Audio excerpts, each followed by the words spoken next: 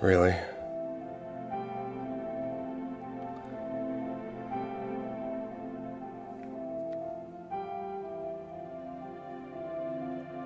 This is fascinating. Camera's not working. I can't see Streamlabs. Dark Souls 2 still takes a fucking eternity.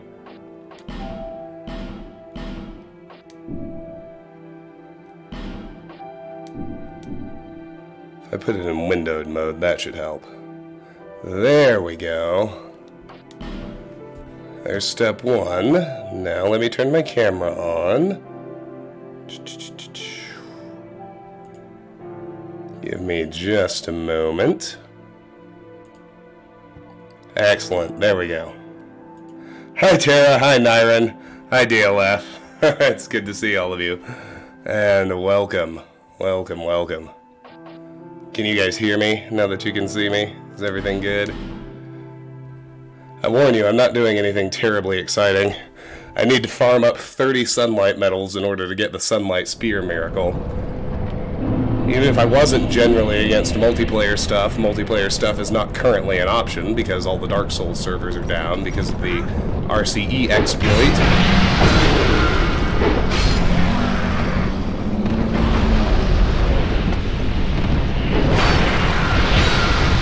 So we have to farm them off these Bane Diggers in the Harvest Valley. It's the only place you can do it in single-player new game. Oh, Nyron, you got COVID too? I'm sorry. I still occasionally cough and have too much, speaking of, have too much gunk in my throat and end up losing my voice a little bit, but yesterday, so I was pretty sick for the better part of a month. Yesterday was the first day I was finally able to run outside again, which was really nice and helped me a lot. It helped me feel better, but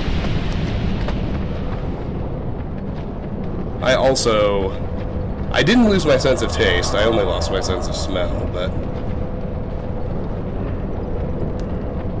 anyway, we got everything up and running.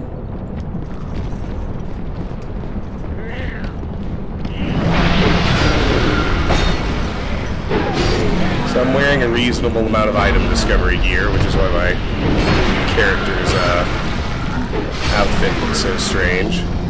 We aren't really doing Fashion Souls here. But I have a Prisoner's Hood and Prisoner's Tatters on because they raise item discovery. That's the same reason I have the Covetous Gold Serpent Ring equipped.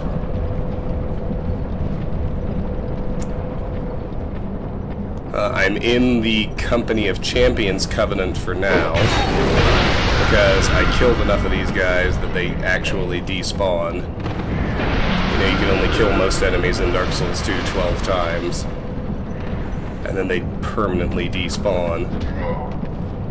Unless you join the Company of Champions, which raises their stats pretty significantly. It raises their defense and the damage they do to you by like pretty big amounts. I think their defense and damage each go up by 20% and can't summon at all, including NPCs, and the enemies never despawn. But if you happen to need enemies for Covenant farming, like I do, then the Company of Champions is handy, precisely because it stops them from despawning. Well, I mean, Nyron, I will tell you too that everyone in my circles has gotten it since Omicron rolled around. My girlfriend got it, her parents got it, my parents got it, my brother and sister-in-law got it, my girlfriend's kids got it, and none of them had it very bad at all. They were kind of sick for 2 or 3 days. And I was the last one to get it. Like, I was around people who were having it for a month and didn't get sick at all. And I was, you know, I'd had 3 doses of vaccine. I'd had, you know, the 2 standard Pfizer doses and a booster. When it finally got me, I mean, it knocked me on my ass. I'm not kidding, I was sick for a month. And it wasn't,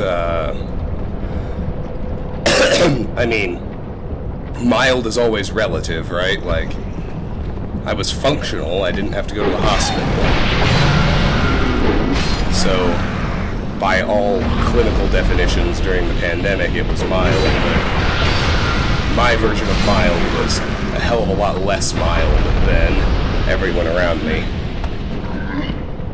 Hi, Moonshine. Good to see you. Welcome back. I'm not gonna lie, you all, I'm streaming so that chat can make the process of farming sunlight metals more entertaining for me. Because just fighting these 2 that are right next to the bonfire is definitely the fastest way to kill the greatest number of these guys possible, but holy cow, it is not exciting. Unless, you know, I fuck up and have to run in here and heal. The most exciting thing that happens is very, very occasionally I still die. And then I have to go to the Shrine of Amana to get my humanity back.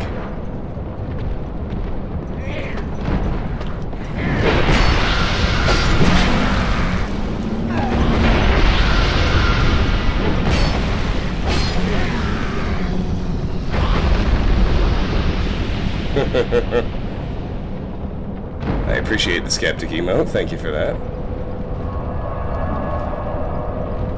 Oh, your mom got it pretty bad too. Worse than anyone in my family. And no one I know was bedridden. No one I know had to go to the hospital. A couple of people were literally completely asymptomatic. They had no symptoms at all. I really hate it when... I still don't... I guess... I hate it because I don't understand it. I still haven't figured out what makes my character do that guard break sometimes when I'm counting on her to attack. And I've pretty much beaten all the content in this game. The only things left to do are farm sunlight metals for Sunlight Spear. Then we're gonna go join the Bell Keepers. Get to rank 2 by fighting a mad warrior who spawns in Belfry Soul. That'll give us the hidden weapon sorcery. Ah, smooth and silky stone. Devastating. And then we're gonna go fight Charred Voice Knights until we get the 50 souls that we need to get all of the items from Alsana. And then I'll have done everything it's possible to do in a new game. Offline. What's funny is, I mean, I wouldn't do online anyway, because, you know, this is me we're talking about, but right now, online is literally not an option. For anything. If you want a sunlight medal right now, in either version of Dark Souls 2, this is the only way to get it.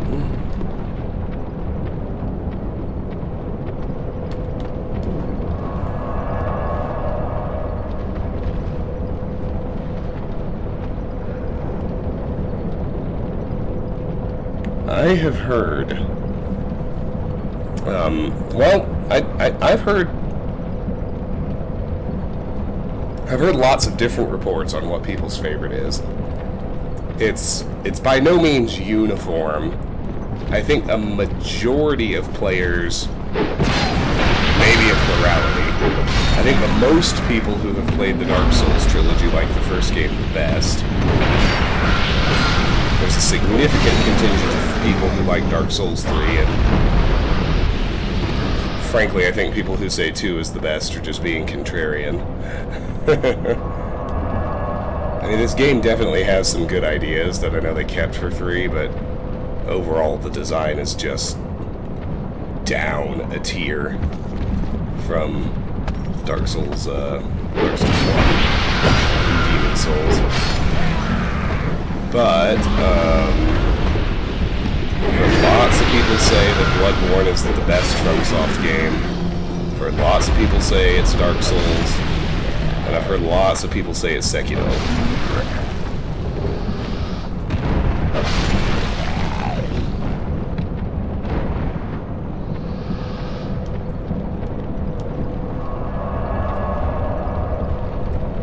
I mean, most of the flaws in this game I could honestly get past. Like, there are a few really terrible, gimmicky design decisions, like, oh, everybody liked Oldstein and Smo and the Bell Gargoyles.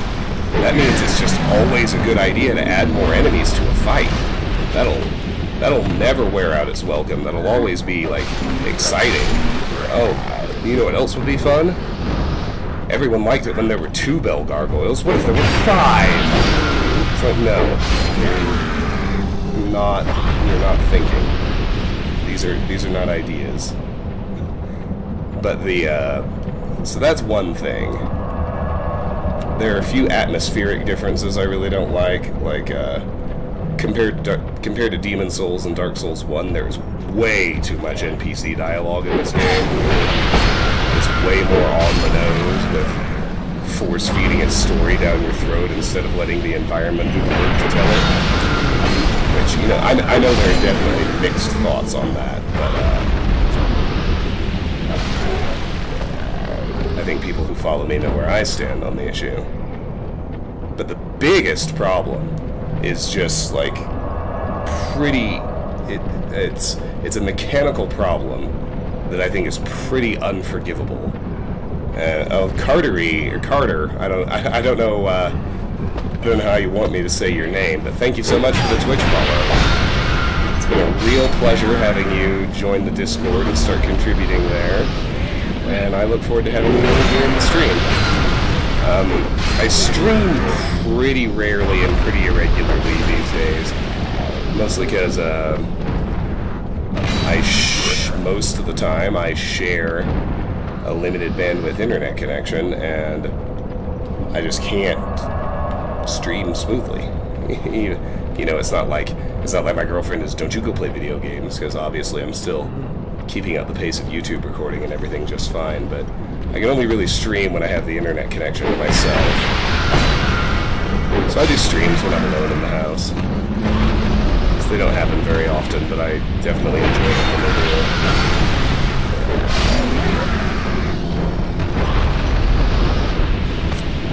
But as I was saying,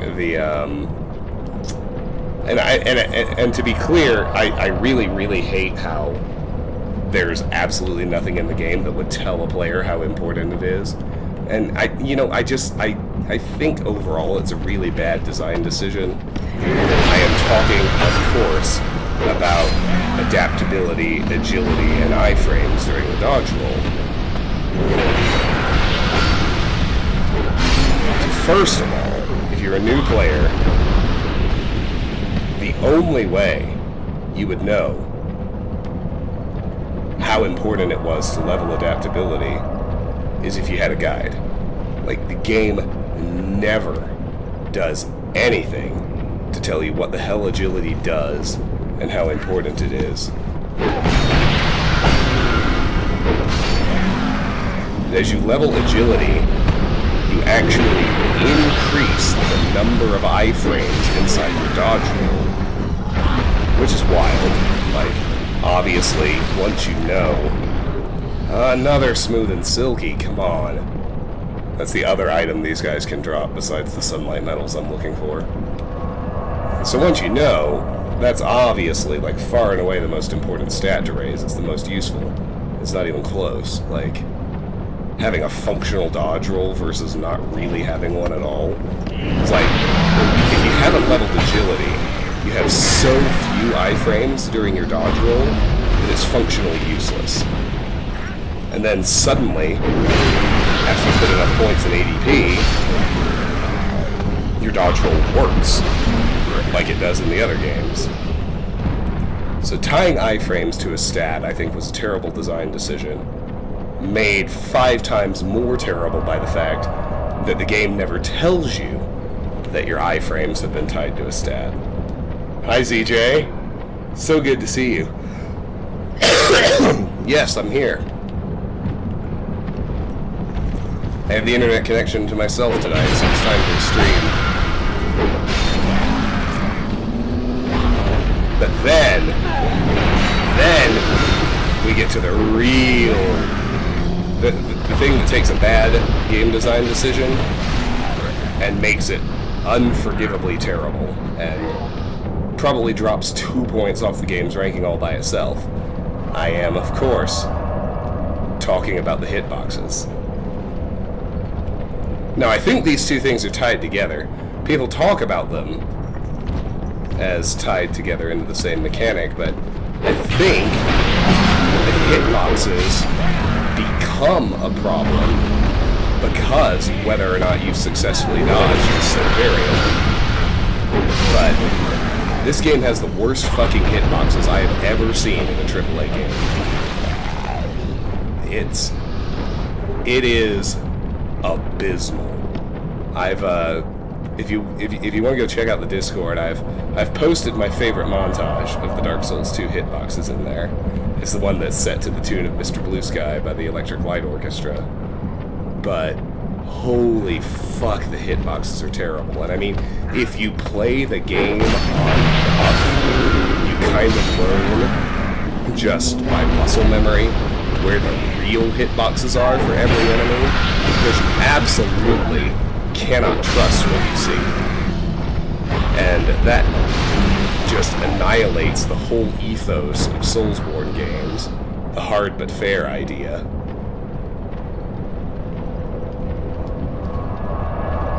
And I think the problem for the developers was that once they decided they were going with this ADP system, which meant that dodge rolls would have variable iframes, it became impossible to have consistent hitboxes across the enemies because, you know, one player might get to an enemy with 80 agility, so they only have, you know, 7 iframes in the middle of their dodge roll, and another player might get there knowing the code, having leveled ADP, and so they would have 13 iframes.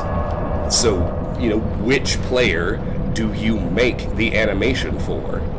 Which agility score do you sync the hitboxes to? So I think since, and that's where that's the spot I think it is fair to call the developers of this game lazy, because I think once ADP was in place, it was going to be impossible to have crisp hitboxes on all the animations. Because, I mean, if you make it crisp for the players at 7, then it's not going to be crisp for the players at 13, and vice versa. But it seems like at some point, somebody just threw in their hands and said, fuck it, we've got bad hitboxes on these enemies over here no matter what we do. We're not going to bother tuning the hitboxes on anybody.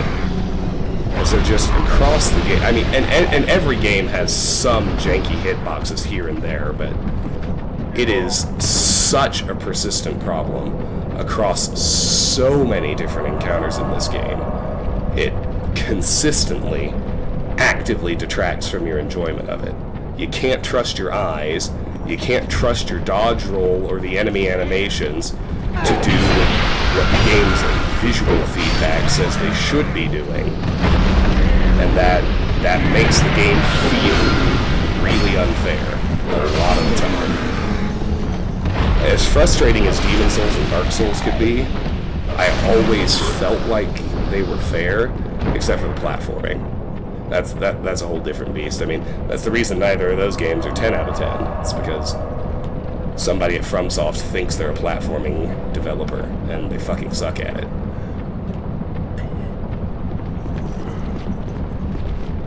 the hitboxes in this game they're the one thing I think there's just no excuse for in terms of how terrible they are.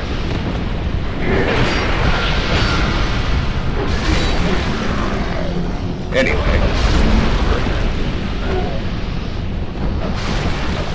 Hi, Del. Welcome in. Sorry I just roasted your favorite game in the series for a while, but I'm not that sorry. Having now played all the DLC, as well as the base game,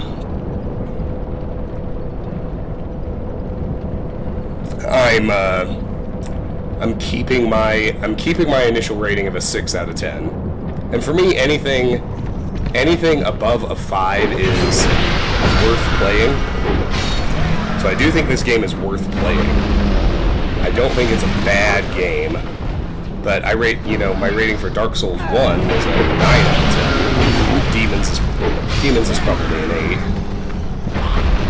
And it's just because there are too many places in this game where, because of those particular mechanical flaws, the game feels unfair.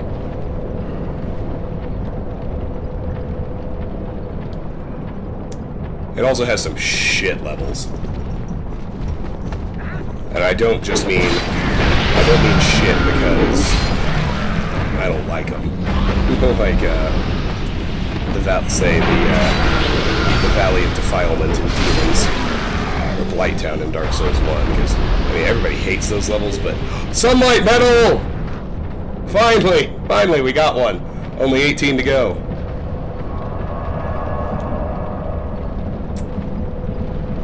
But the Frigid Outskirts is actively bad.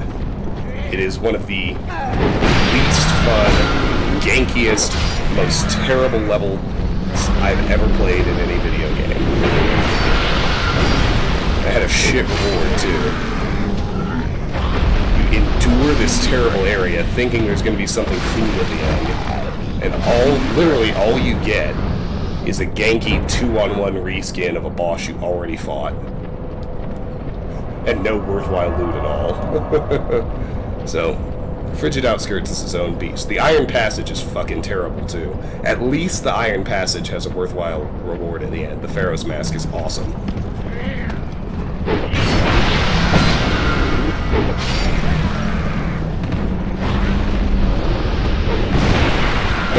But but those things feel nitpicky to me. It's like, well, I hate this level, and I hate this level. Del, if you're talking about Earthen Peak and having to burn the windmill, one of the most egregious guide-dang-it moments in video game history. I don't have a Symbol of Avarice, but I do have... Oops, my Prisoner's Hood is raising my item discovery. As are my Prisoner's Tatters. And my Covetous Gold Serpent Ring. Other than that, I'm rolling Chloranthy, Ring of Blades +1 for offense, and the Dark Quartz Ring +3 keeps me alive whenever I fuck up and one of their spells does hit me. I found the Symbol of Avarice, but I sold it to Goblin. When I realized this game didn't have an achievement for recording all the unique stuff, I sold everything I didn't actually want to use. Which I'm realizing the symbol, at least, was probably a mistake. But I did read that there are a bunch of items in this game that raise item discovery. I don't think I'm at the... I may not be at the ceiling, but I actually haven't looked up the stat, but it's hot. I've got 3 pieces of gear on that are boosting it, and I've got the +1 version of the game, so I'm doing pretty well. Well, I didn't want to fuck around with soul vessels and respecking, so I leveled my faith and intelligence all the way to 30 each, even though they weren't part of my build, in order to get the free loot from you know, the casting lasers moving around Majula. And I didn't see a point in keeping the stuff when I could turn it into souls that I would actually use.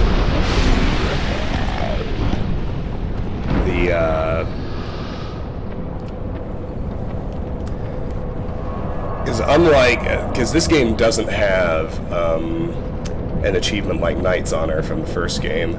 You don't have to hoard all the unique gear.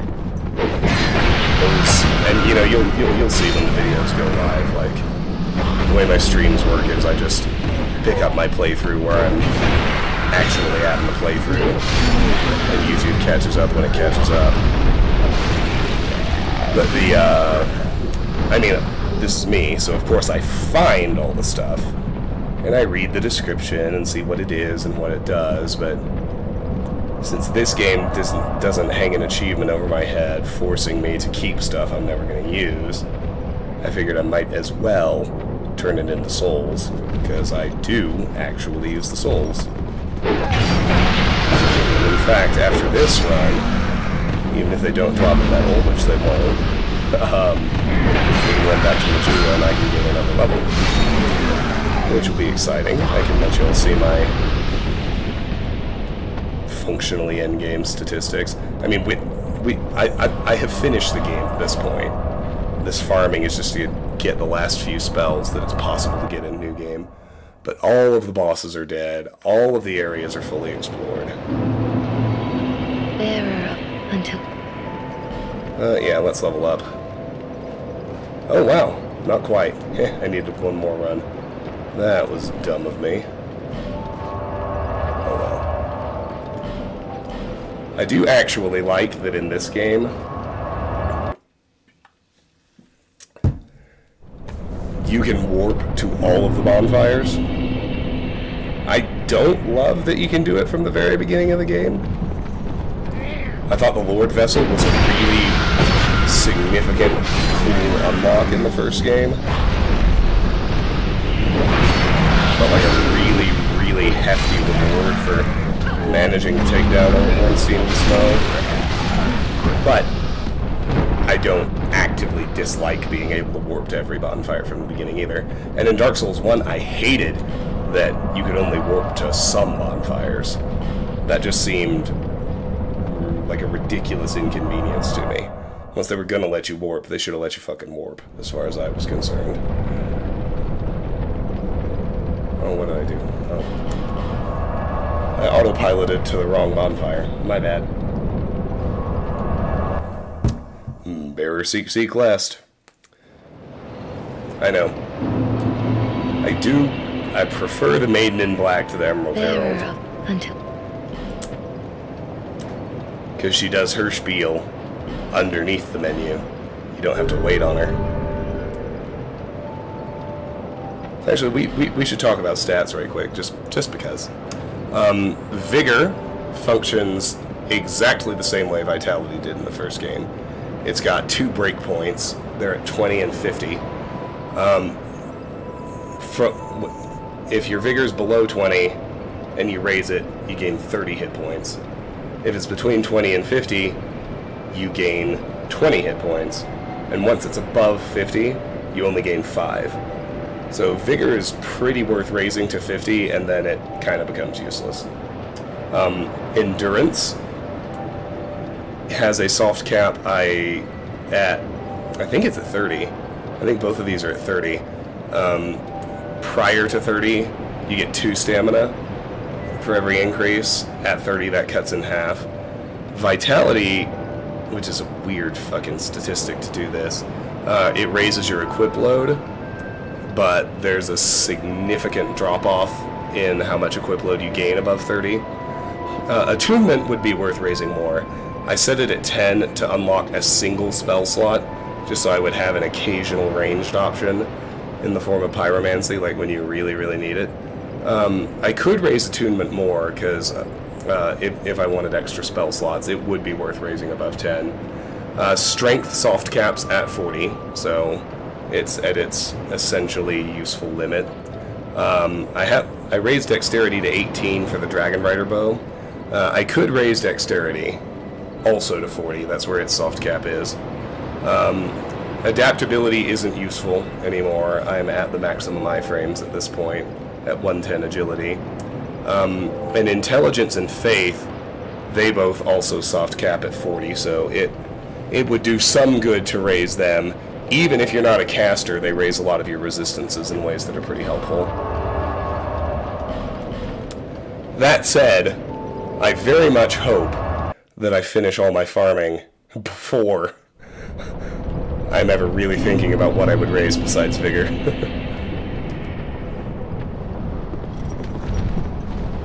Come on now.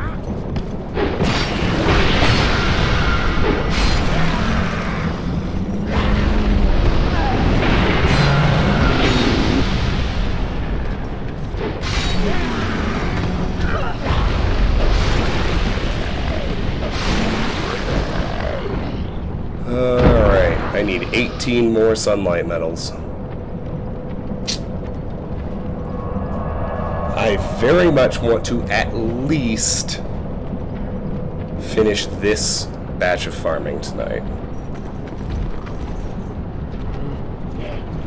In fact, I've pretty much decided I'm gonna do that no matter how long it takes.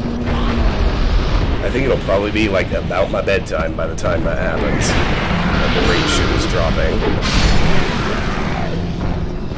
But what that means is I have the internet line to myself for three nights. Tonight, tomorrow, and Thursday. And no,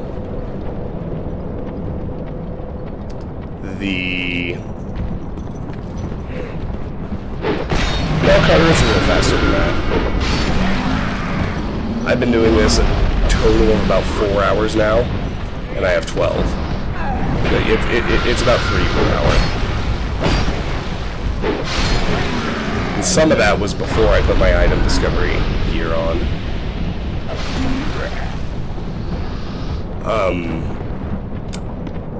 But what that means for you fine people is that tomorrow night we'll be doing a Subnautica stream.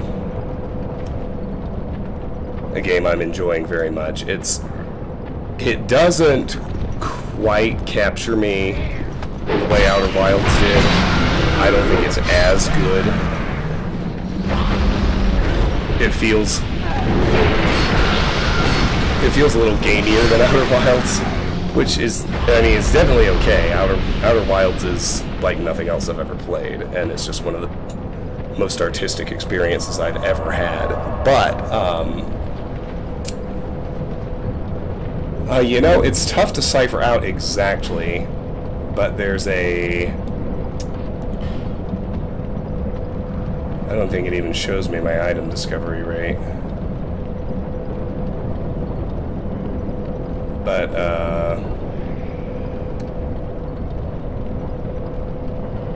no, it doesn't. But so, Carter, generally speaking, enemies have a base drop rate,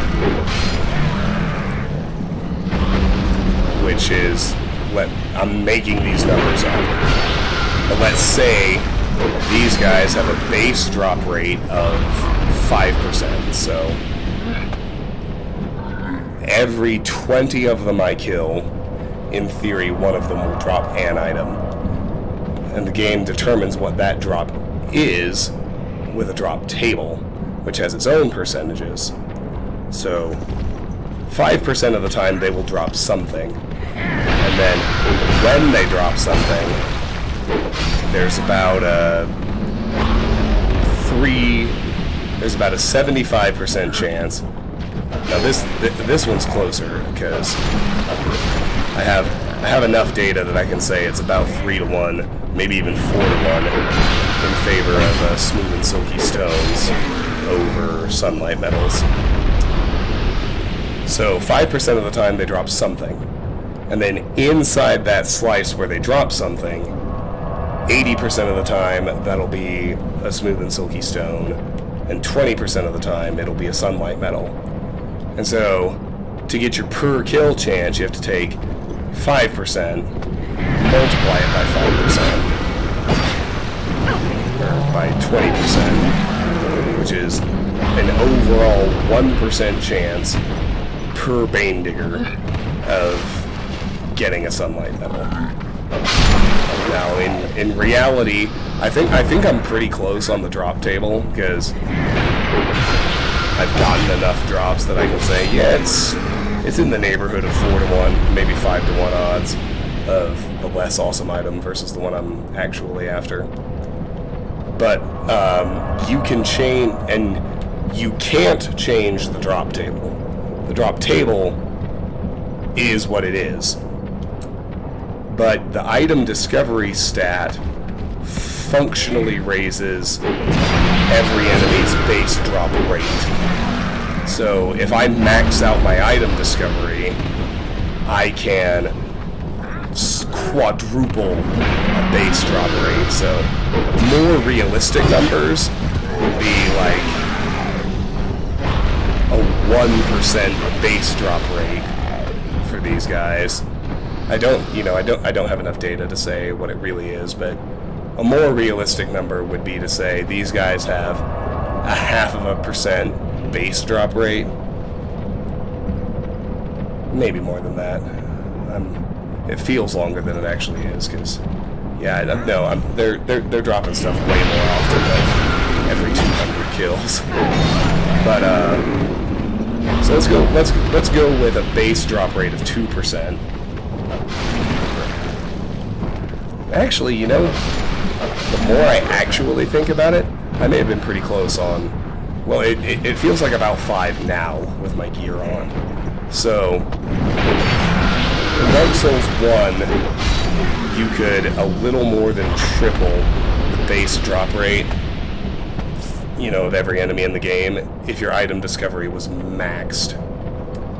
So assuming, which is a big assumption, that it works the same way here, these guys would probably have a base drop rate of about 1.5%, and then if I maxed out my item discovery, that could go to like 5.5%. Not quite, a little over triple.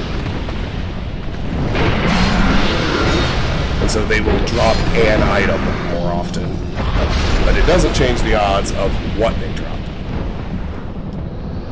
I actually have a bunch of rusted coins. I guess there's no time like the present to use them, is there? Yeah, I have 26 rusted coins. I should probably use them, huh? Since they last 5 minutes. Okay, good. Thank you for reminding me I had those. I have not used one yet, so...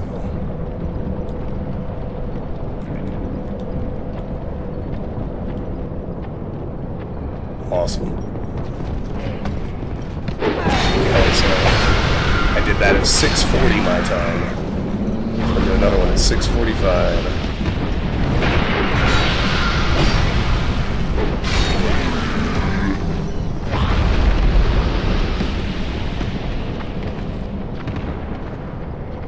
Do they work if you're in the company of champions? I only ask because that didn't have a visible effect.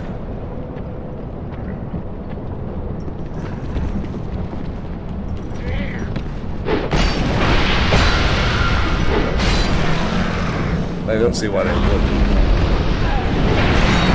affect combat difficulty at all, so it should still work.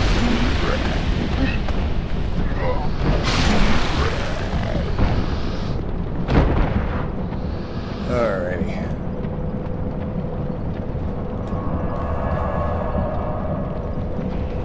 Oh man.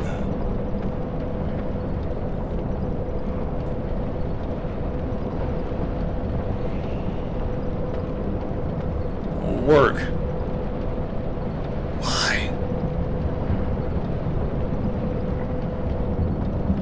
Why are you still bothering me?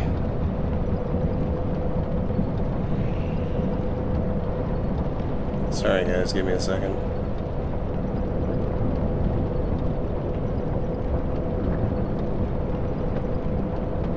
I need to answer this.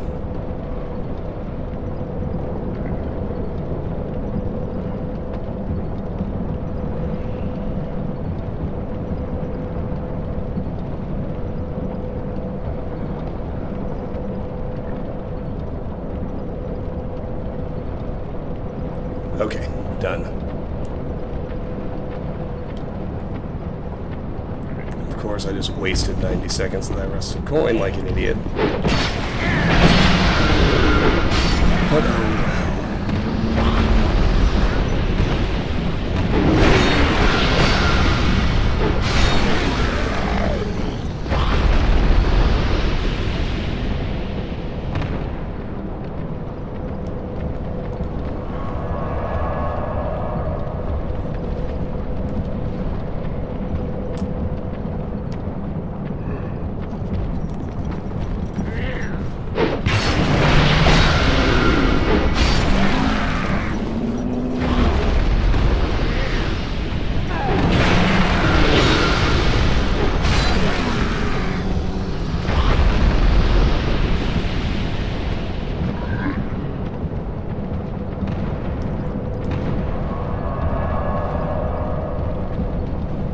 The annoyed sound bites from Warcraft 2. I mean, do you still work at the grocery store, DLF? You probably know exactly what I'm talking about. The boss pinging you over and over and over again. You are literally, workers are literally the peon, just getting incessantly clicked on in a Warcraft game.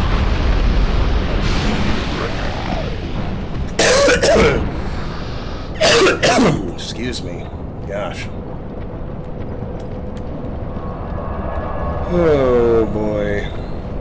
This is going to take an eternity to get 30 sunlight medals.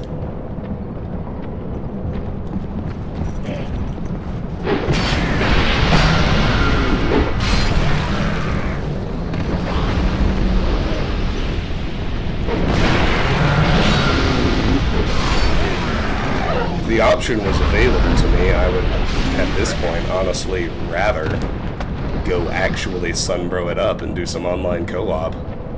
Help people kill some bosses.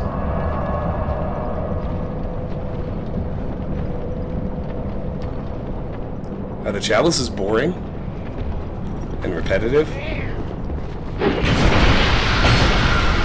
haven't played Bloodborne yet. Be on the list as soon as they port it to PC.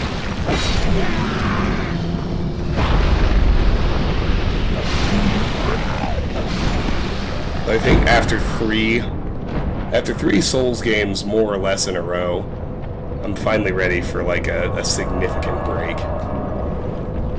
to do other stuff for a while before I play another one.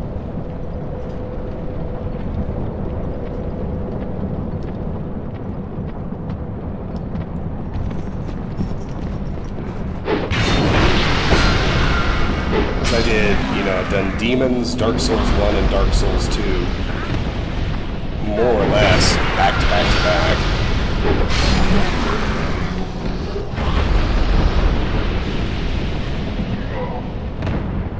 I didn't mind, because Demons and Dark Souls were both just fucking fantastic. This game was still good, but it was bad enough that it soured my enthusiasm. I need to take a break and let it come back.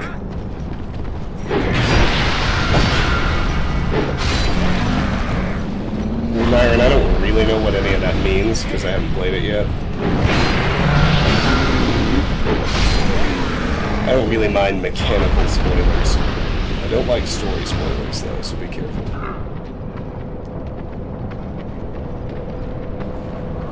In fact, in Souls games, you often need mechanical spoilers. Because the developers think there's something fucking hilarious about not letting you know how the mechanics work.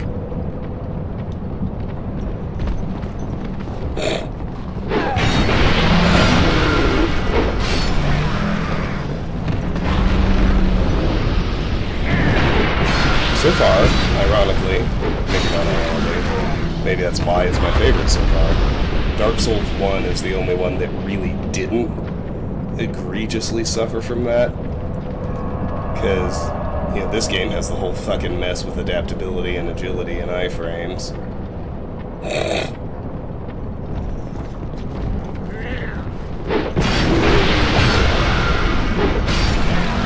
Demon Souls, meanwhile, had all of that insanely obtuse dependency stuff that actually had content gated behind it. Shit you could never possibly figure out from actually playing the game. Zeph, hi! It has been a while. Things are going pretty well. I'm still on the back end of my COVID recovery. I still cough more than I would like, and my voice isn't quite right, but all in all, I'm doing really well. How are you?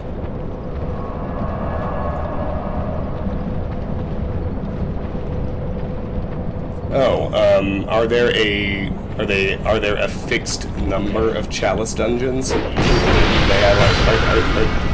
sound kind of just like side areas.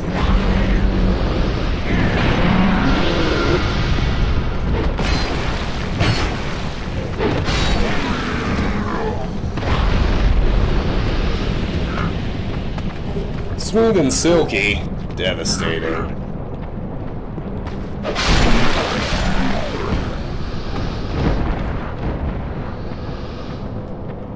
Yeah, Carter, I think there is. You know, I thought I had a decent system worked out when I dabbled in streaming Oblivion a few months ago, and then I kind of quickly realized that I didn't. If I'm gonna get through Oblivion on max difficulty without a ridiculous amount of grinding, I definitely need to give a lot more thought to the order I do things, and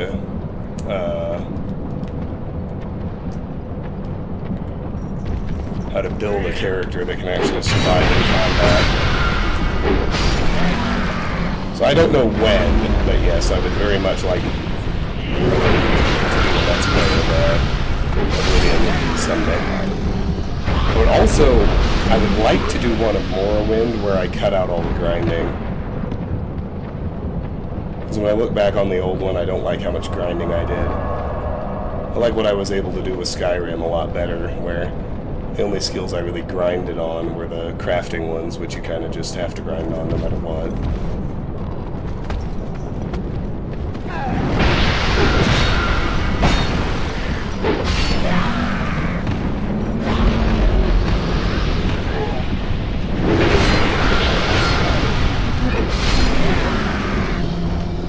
Myron, just tell me this. Are any of the enemies as bullshitty and ganky as the frozen reindeer in the Frigid Outskirts?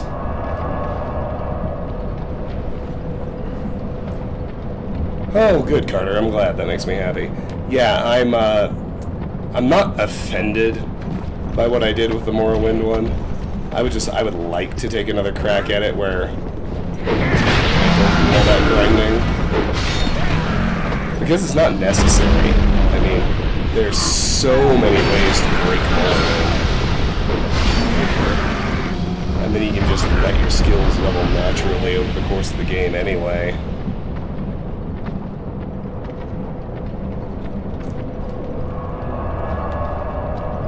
But I really like what I was able to do with Skyrim in the end. And so...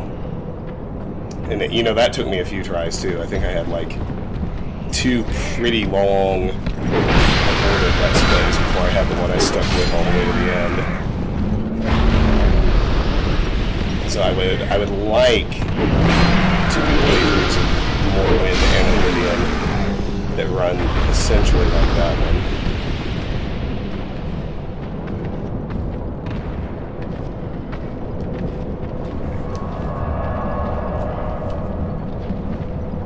You know, Morrowind definitely has some janky stuff in it. The most annoying thing by far is the cliff racers, and they're very, very annoying, but they aren't that bad, right? Like, Oblivion has very significant mechanics flaws in the enemy leveling and the way combat scales.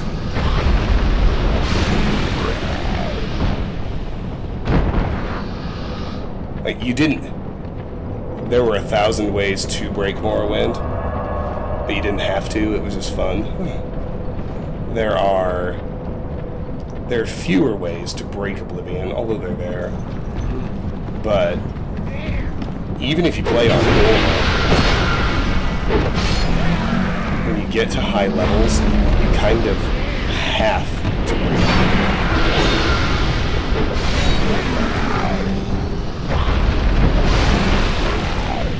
And so my mission is to figure out how to break it on maximum difficulty, which is even harder.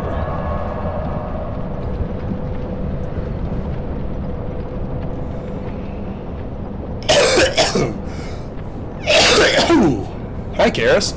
So good to see you. Thank you for joining me. I wish I could tell you we were doing something exciting here, but like I said earlier in the stream, all the actual content in Dark Souls 2 is done. At this point, I'm just farming sunlight medals to get a miracle before one of the last 2 spells that's possible for me to get in a new game before somebody who wanted to keep playing would go to New Game Plus, or somebody who's me will declare the playthrough over and move on to their next game.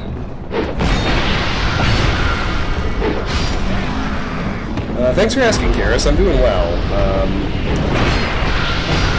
Like I've been saying to people, it's been about a month since the COVID infection and diagnosis. Sunlight medal!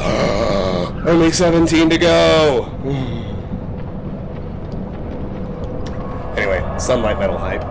That said, I'm still not quite at 100%. I got some gunk going on, I cough, and my voice gets scratchy, and it's worse at nighttime. I'm very, very, very close to 100% during the day. I still suffer a little bit in the evenings and when I first wake up in the morning. But a very big recovery milestone for me is that yesterday and today I finally felt well enough to go outside and go for runs again, which had not happened in the month since I first got sick. I was able to go out and do 3 miles yesterday and felt really good. So I'm almost all the way better. Certainly took long enough. 2 dabs. Oh, well, we'll say 1 dab for the sunlight medal and 1 dab for me feeling better. How about that? I'm not gonna dab till I get to the bonfire. Just too trained.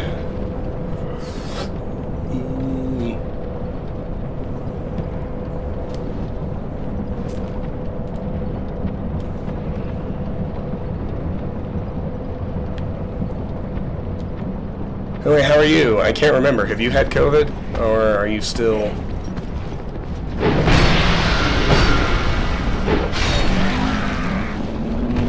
No, but I have heard about the nightmare that is soul memory. Yeah, most of the time you couldn't pay me to play online, so it doesn't really affect me, but... Since I finished all the content, I've gone out and read all the Dark Souls 2 analyses and watched the YouTube videos and done all the deep dives I feel okay doing in a game after I'm not going to spoil anything for myself.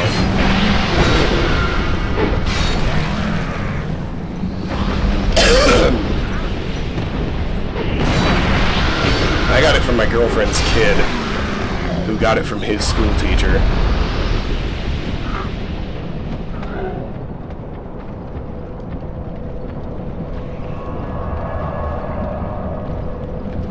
Well, I play in online mode. I actually, I got invaded a few times in both Dark Souls 1 and this game, and I had a pretty good mix of wins and losses when I did get invaded, you know, before the servers went down. But gosh, there was a... I usually liked him, because I know that a lot of times there's like a... call it a PvP code of honor. Like, the very first time I got invaded, full stop, was in the Painted World of Ariamis in Dark Souls 1. And the guy invaded, but he left me alone while I finished killing the monsters that were around. And then he kind of gestured to let me know that we should walk over to the bonfire. Because I think he could tell that I was like in a single-player game and I was just actually trying to play the game. And so we walked over to the bonfire, so we were right next to the bonfire, and then he bowed, and then we fought, and he murdered the fuck out of me. He was way better than I was. But I respawned right next to my souls, so, you know, he got his cred for invading and killing me, and he didn't really fuck with my single-player progression, which was nice. I liked that. And then I also got invaded a few times in the Darkroot Garden, because I turned on I joined the Forest Hunters and then turned on them to get the Darkwood Grain Ring, and so I got invaded by Forest Hunters a few times, and I was really shocked that there were still people, like, actively defending the forest in Dark Souls 1 10 years later. And, B, I won those fights, like, all of them. And so, and that actually felt pretty cool and organic to me, because, like, in terms of the storyline of that Covenant, I was definitely playing the villain. And the way that sort of just integrated into my single-player campaign experience actually was really cool. And then in hindsight, now that I'm not like in the thick of it trying to get through the level, I think it was pretty funny. And I went online and read about it, and apparently it's also really common. But in this playthrough, you'll see significantly later on YouTube when the episode goes live, I got invaded twice in the Undead Crypt, and this guy's first move was to go and ring all the bells and summon all the undead pyromancers, and I got so mad at that dude, because I was just trying to get through this fucking level. I was fed up with it because it was ganky and terrible, and then he came in and made it a million times worse. I lost like 50,000 souls because of this motherfucker. Oh, I got so mad.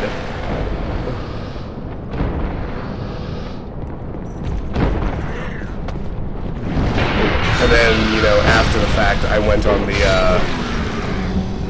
the Dark Souls 2 subreddit, and like everybody says, "Oh, you should invade the Undead Crypt and ring the bells. It's awesome. The host doesn't stand a chance." It's like, well, yeah, no, you do that, the host doesn't stand a chance, and that feels like shitty to me, and I can't believe there are people who think it's fun. Because, like, he didn't kill me in a fight. Like, none of the times that dude invaded me did we actually fight and him win. He just aggroed the crypt and killed me for him.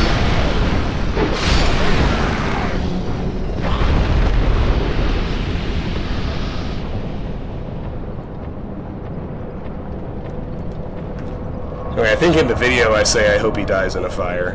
I don't hope he dies in a fire. If that was an overreaction, I was angry.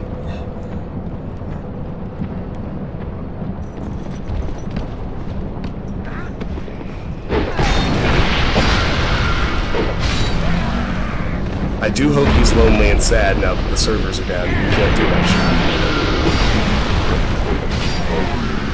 I hope he's sitting there offline thinking about what kind of person he is.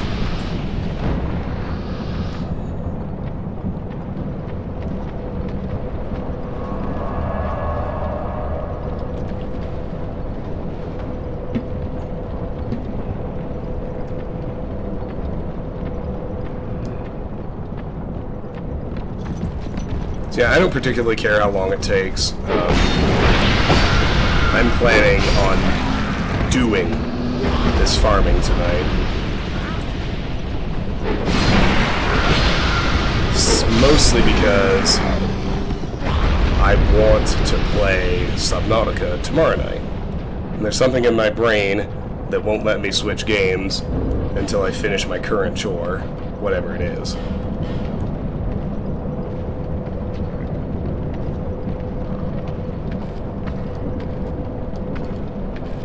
Oh, hi. Yeah, that guy was definitely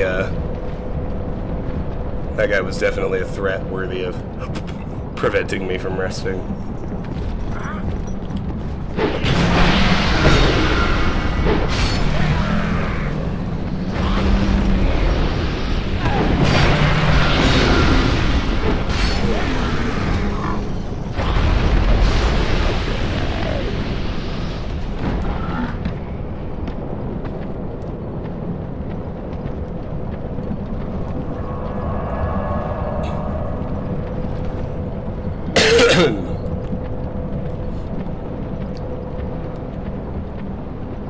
Anyway, I know we all felt this way before Delta, and we felt this way again before Omicron.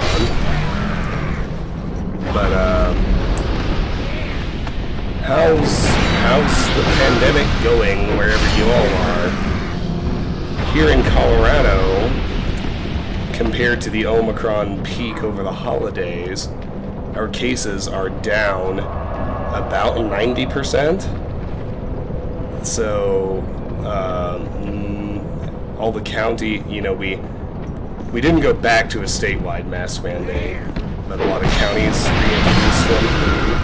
But now, I think as of today, there might still be some city-level mandates in place somewhere around the state, but I know that all of the counties in Colorado have rescinded their indoor mask mandates, at least for vaccinated people.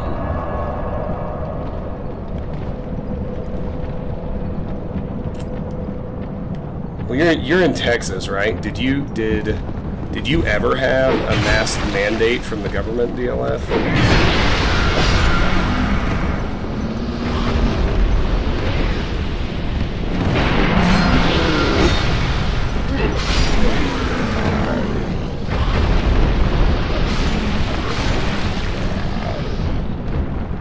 Yeah, well, I definitely don't recommend Omicron, but like I said, I mean, your mileage may vary. I happened to be the unluckiest one in my circle of people, because literally everyone I know is vaccinated and boosted and careful.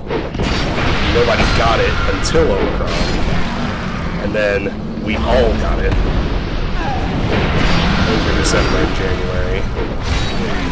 And I mean everybody. My girlfriend's parents, my brother and sister, her sister and brother-in-law, the kids, her parents, her, and me. And then, you know, of those 20 or so people, I am the only one who had significant illness. Like, you know, the 65-year-olds with heart conditions did way better than me. Oh my gosh, Rory! Thank you so much for the raid. Welcome back, welcome. Thank you for the resub, my friend. It's been a minute. How are you? How was your stream? What were you playing? Hi, Morgan. So good to see you. Sunlight Metal! 16 to go. Oh, you're making me wish we were doing something exciting. All I'm doing is farming sunlight metals. It's like chat's here to entertain me and make this less boring for me.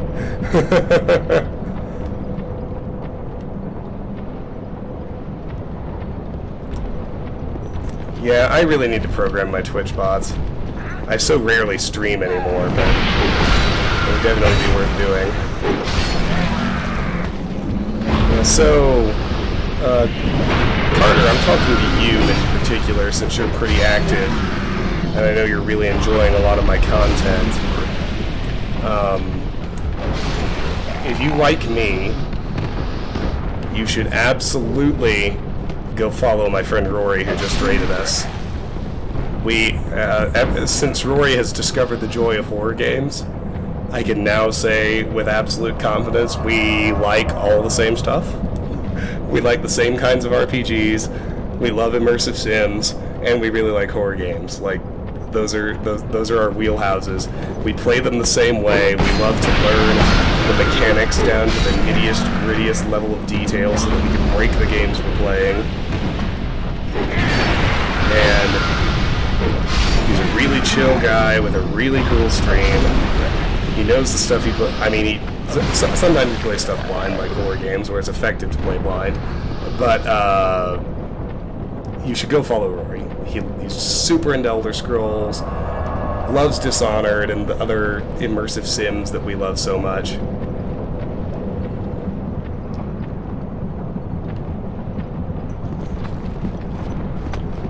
He's awesome. So anyone in here who enjoys my content at all should absolutely be following Rory. He's like a version of me that actually streams regularly. What more could you want?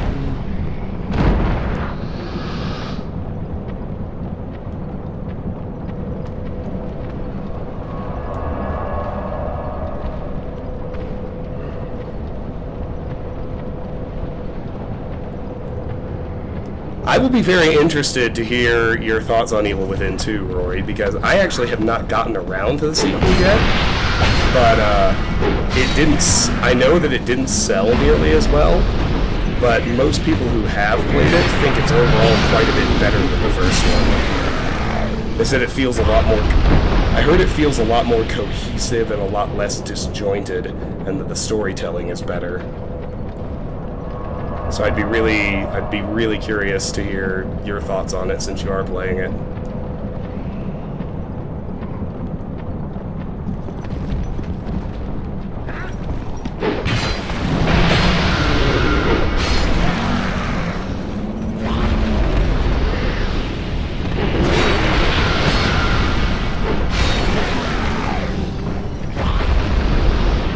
Hey, we can level up again. That's something. Yep, I'm at 14 sunlight medals. I need 30. But I can go buy another point of vigor, which is another 20 hit points. That's nothing to shake a stick at. In a Souls game, 20 hit points absolutely is something to shake a stick at. But I mean, it doesn't matter until it does. Eventually you get enough hit points that you can survive an extra hit, and that can make all the difference in the world.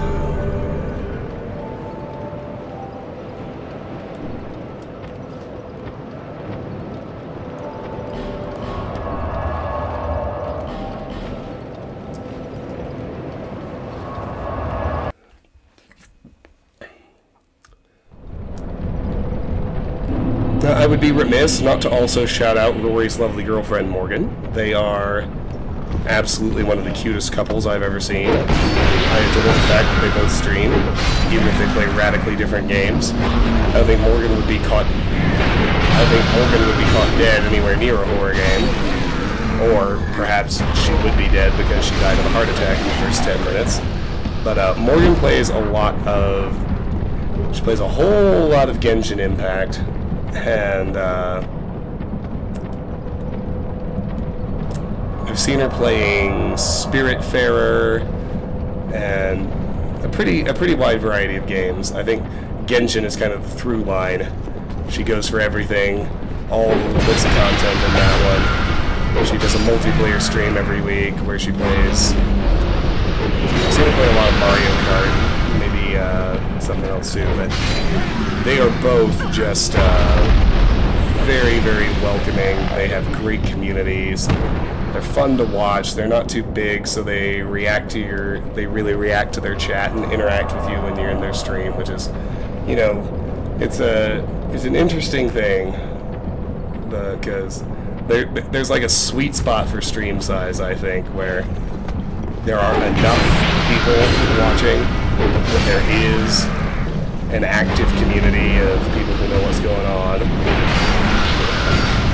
And I think most people who do this would, at least in theory, kind of like the idea of actually making decent money from it. But of course, the only way you really make any money is if you start getting really, really big. And when you start getting really, really big, I think a lot of what's fun about it goes away, because you can't interact with everybody who's in your chat when your chat is too big. So, I think, for me at least, they're both right in that awesome sweet spot of having really cool, active communities that aren't so big that the streamer doesn't read and react to chat. So, I highly recommend following both of them. Alex, thank you so much. It's so good to have you back. Like I've been telling everyone who comes in here tonight, I really wish we were doing something more exciting. I'm gonna stream some Subnautica tomorrow night, which actually will be exciting. After this literal chore of farming up sunlight metals is done.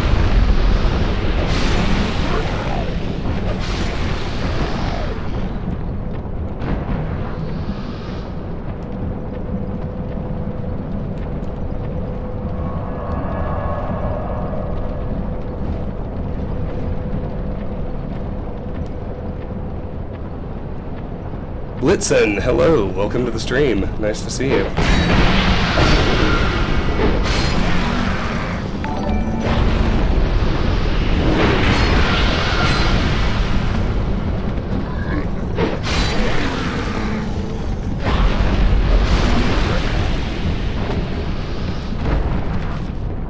Oh, goodness.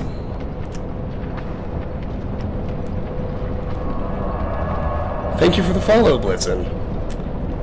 Much appreciated. Alex, how have you been, my friend? It's been about a month.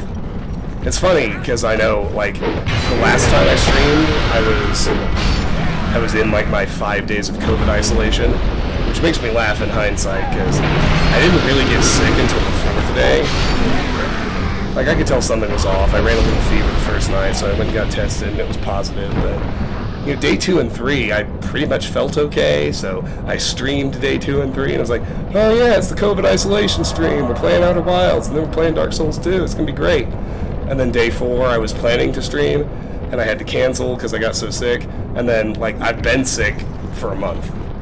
Like, tonight I'm finally better, and it just so happens that I have the internet line to myself again, so I can stream.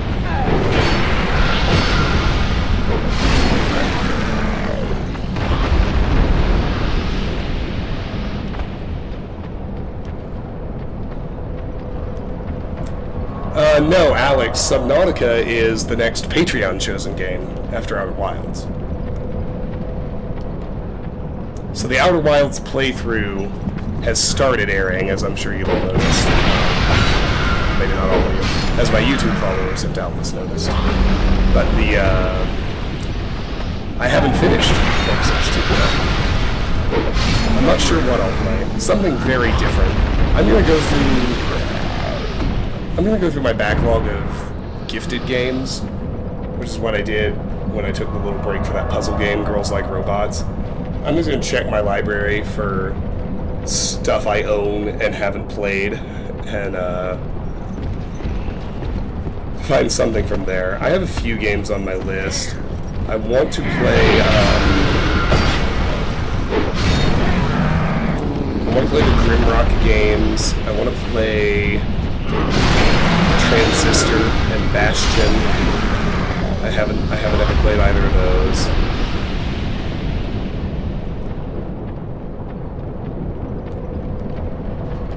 I was gifted a couple of games years ago that I never played. Some of them are poorly reviewed, but one that's one I hadn't really heard of, but when I looked into it, actually is pretty well reviewed, is a game called Child of Light, which I would consider playing next after Dark Souls 2.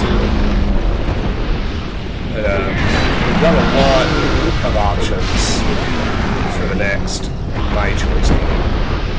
But in the meantime, Subnautica was selected by the Patreon supporters as the follow-up to Outer Wilds.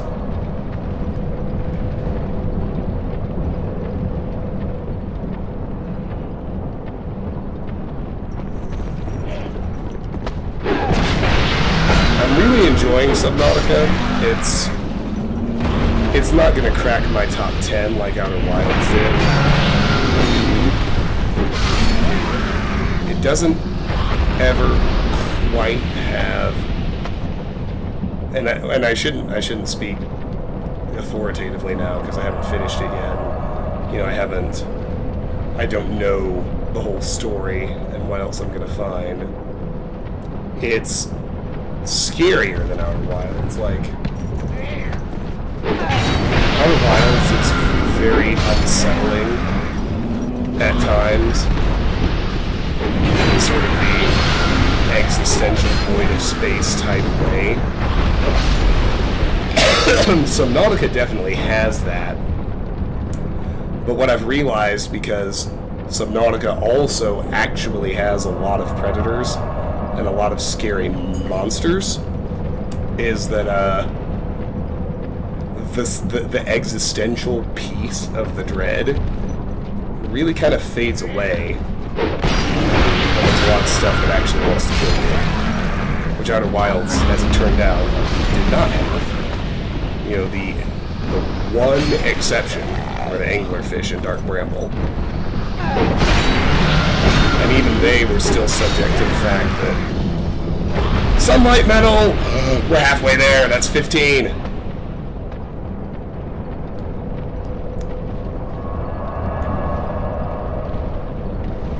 Yeah, Carter, there are times when Outer Wilds is what I would describe as deeply unsettling.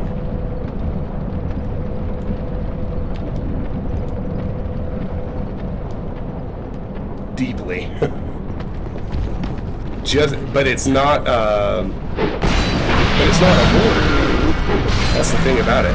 It is, I wouldn't call it kid-friendly, like, because the themes are really existential and philosophically challenging. But Outer Wilds would be rated G if it was a movie. That's the funny thing about it.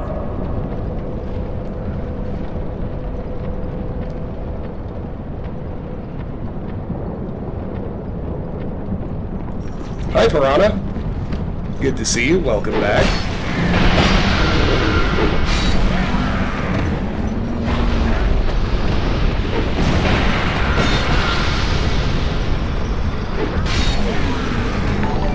Oh, Carter, you should absolutely play Outer Wilds. I will tell literally everyone they should play Outer Wilds. Another sunlight medal. Holy crap. Only 14 to go. I tell people who don't play video games they should play Outer Wilds. It's like, it is truly not like anything else I've ever played.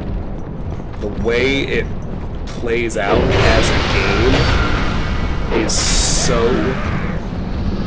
It's really unchallenging in that, you know, learn to fly your ship. And you've learned to play the game. Like, that's all the challenge there is. And you are never significantly punished for failure. All you do is start over again at the beginning of the next 22-minute loop. Ironclad, thank you so much for resubbing again. I'm a little surprised that you're still subbing, given how irregularly I stream these days, but I definitely appreciate it. Thank you.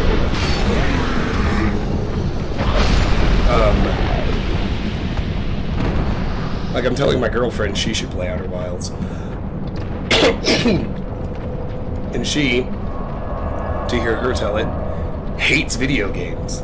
But, she's enjoying it. And that's because it really isn't like anything else I've ever played.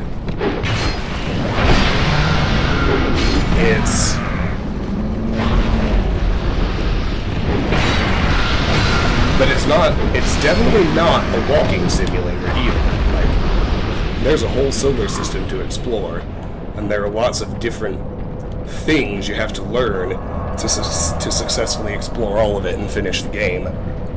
But it's also true that all of the doors are open to you at the very beginning. The only thing you don't have when you fire up a playthrough of Outer Wilds for the first time is the knowledge of how to beat the game. Like, every single loop is about learning more. And then once you know everything, you can then go and beat the game. And what you realize is that you could have beaten the game in the very first loop if you had just known what you know. No, I'm not opposed to walking sims either. I'm just saying it as a game, it has a lot more mechanics than that. Like, there's managing your oxygen and fuel when you're out in your spacesuit, and there are a whole lot of ways to die. But dying isn't really punished. You just go back to the beginning of the loop.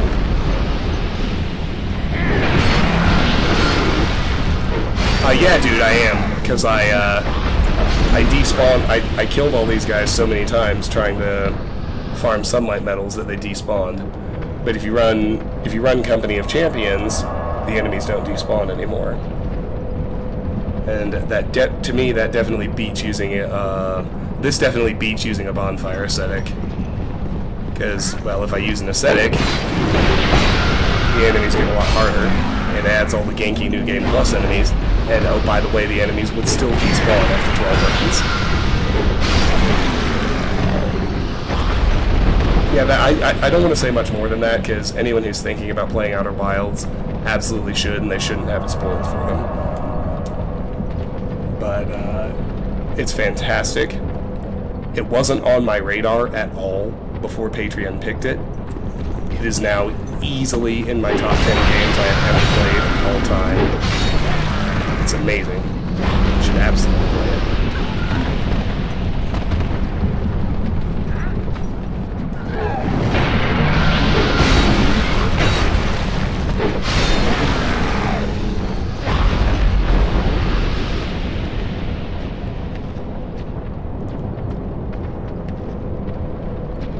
Yeah, Alex, I saved the stream archives, I edited them into episodes, and they will go up where they fit in the actual playthrough. So they're not up there now because they're out of sequence with... They would be grossly out of sequence with YouTube videos. But, these are part of those playthroughs. So...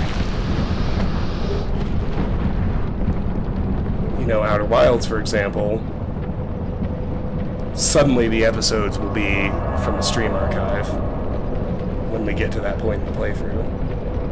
I'm actually really, really glad that I was streaming when I got to the end of Outer Wilds. Like, I had a lot of feelings at the end of that game, and since I finished it, I've gotten absolutely addicted to going and watching other Let's Plays of it and watching people who are streaming it. And it was super cool not being alone for that experience. I was really glad to have a bunch of you here with me.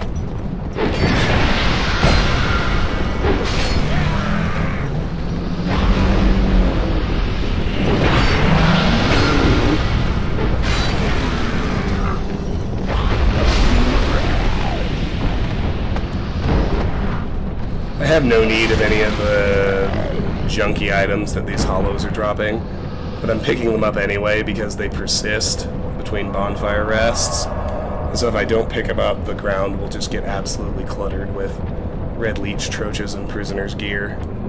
And I wouldn't even be able to see when the Bane Diggers dropped something.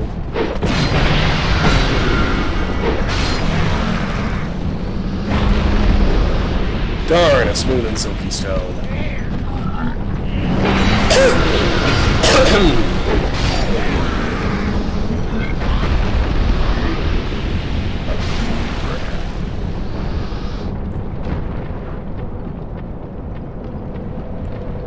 Yeah, well, I've never really been into flight games either. Like, I think the last flight game I played before Outer Wilds was the OG CD-ROM version of TIE Fighter when I was like 8 or 9 years old. Like, I would never have played it on my own.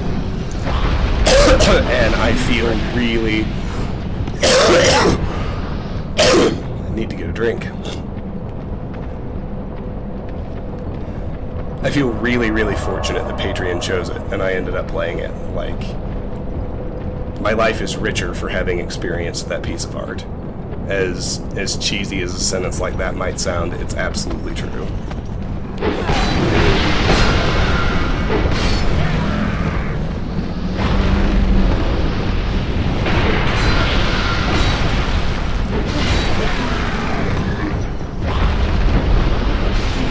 N7, I can't remember if I've asked you this before, but I have to assume the N7 in your name is a Mass Effect reference, right? Is the piranha symbolic of anything in particular? What am I doing? 14 to go. Let's use another rusted coin. I think it's been about 5 minutes. I certainly have nothing else to use them for at this point.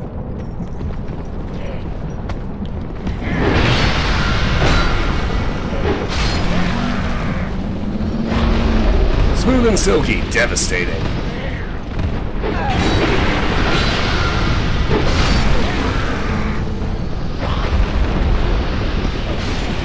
Oh, nice, I like it. Hi, Law. Feels like it's been an eternity.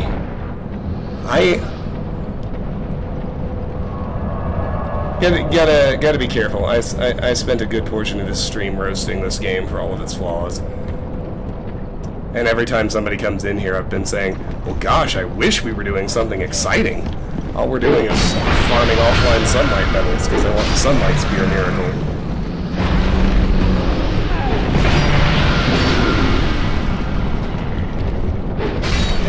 You know, I liked this game.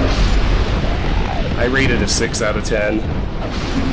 And, you know, for me, anything above a 5 is something I would recommend playing. So, but it's, if you want to know how I feel about the others I've played, which is only the first 3, so I haven't played Dark Souls 3, I haven't played Bloodborne, and I haven't played Sekiro. I have played Demon Souls, Dark Souls 1, and this one. And I will say I have played all of this one. I've done all of the content, all of the bosses are dead, all of the areas are explored. I'm just mopping up those last few spells that you can get in a new game before I call it good. But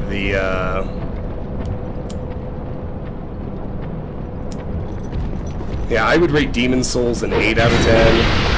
The original, I haven't played the remake. And I would rate Dark Souls 1 a 9 out of 10. Again, the original, I haven't played the remaster. And I would rate this a 6 out of 10. More shitty levels, more gimmicky, uninspired bosses, and the one thing I really just can't forgive that is a persistent issue is the shitty hitboxes.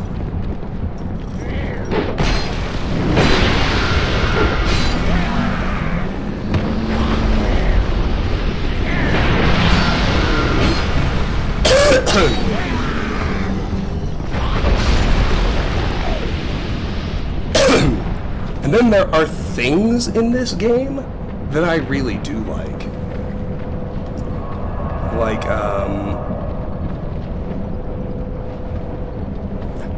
I really liked the Lost Bastille. I thought that was a cool area that was designed kind of reminiscent of levels in the other games that sort of fill back in on themselves and have lots of different little pathways to explore that all ultimately circle back.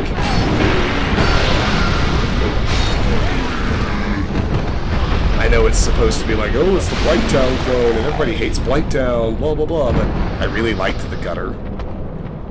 I mean, I was miserable when I was in there, but miserable in the good way that these games can sometimes pull off, if that makes sense. I really enjoyed the shaded woods, actually.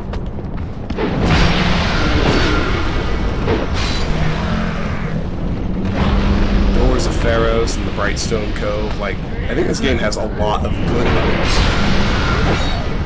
And a lot of good, cool set-piece boss fights in it, too. I really liked Drain Lake Castle. And then, of course, this is also the game that has the Frigid Outskirts, which might be it's the second shittiest level I've ever played. The only one that's worse is the dam level in the NES Teenage Mutant Ninja Turtles. Those of you who know, know.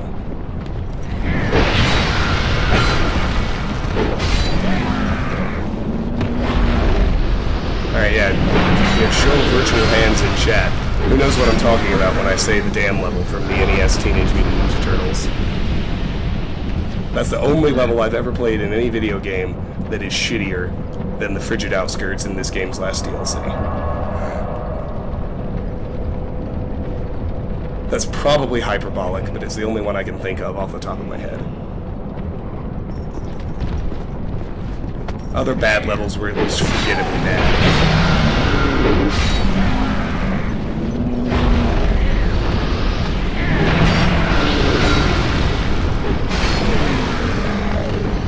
Yes, the snowstorm area. Fucking pain deer. That ends with absolutely no remotely worthwhile loot and a boss fight that's just a ganky 2-on-1 reskin of a boss you already fought.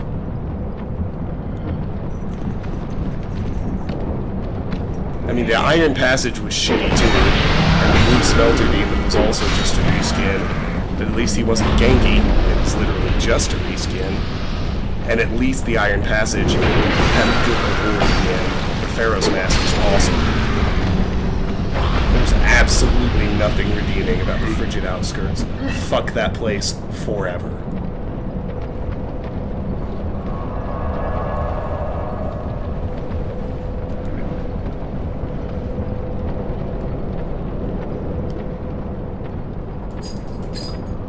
Yeah, Luden's Allen. Yeah, no, fuck them. I try to play most of the game without using summons, unless I have to for an achievement or whatever. But there's some areas where it was very obviously the developer's intention for you to play co-op. So they just upped the gank level and they're like, oh, whatever, people can just play with friends. Well, first of all, fuck you for assuming your servers would already be up, always be up. Hello. And second, I mean, at least be clever about it, right? Like, don't just be gimmicky. Don't have multiple enemies gangbanging you be the thing about the fight. There should be something else about it that's actually original, right? I'll be right back. My fridge is right there. I'm just grabbing a drink.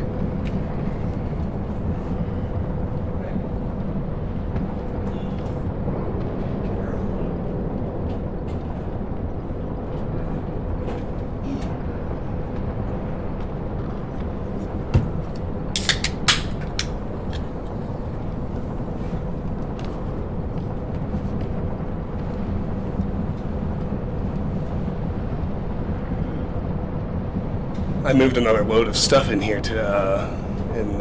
earlier today. You guys like the background now? It's a lot more complete, isn't it?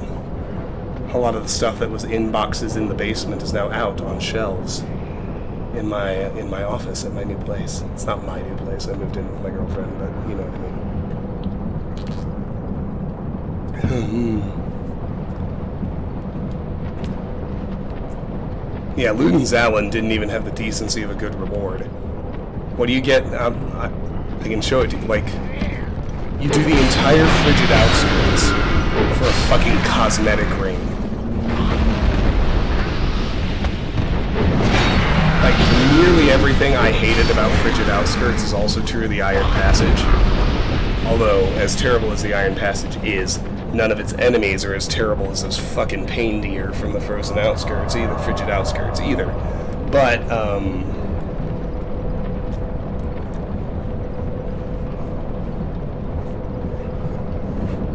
I'll put it this way. If your ethos is hard but fair, you have to actually be fair. There's nothing fair about dropping 3 pain deer on you. In a snowstorm you literally can't see in. Ending with a boss fight against 2 fucking tigers, you've already killed one of them. And giving you a fucking cosmetic ring for your trouble.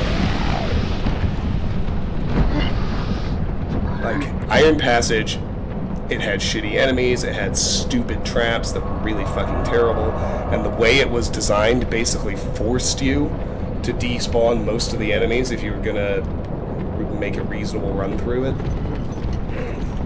Blue Smelter Demons was a reskin of a boss you already fought in the main game, which was dumb.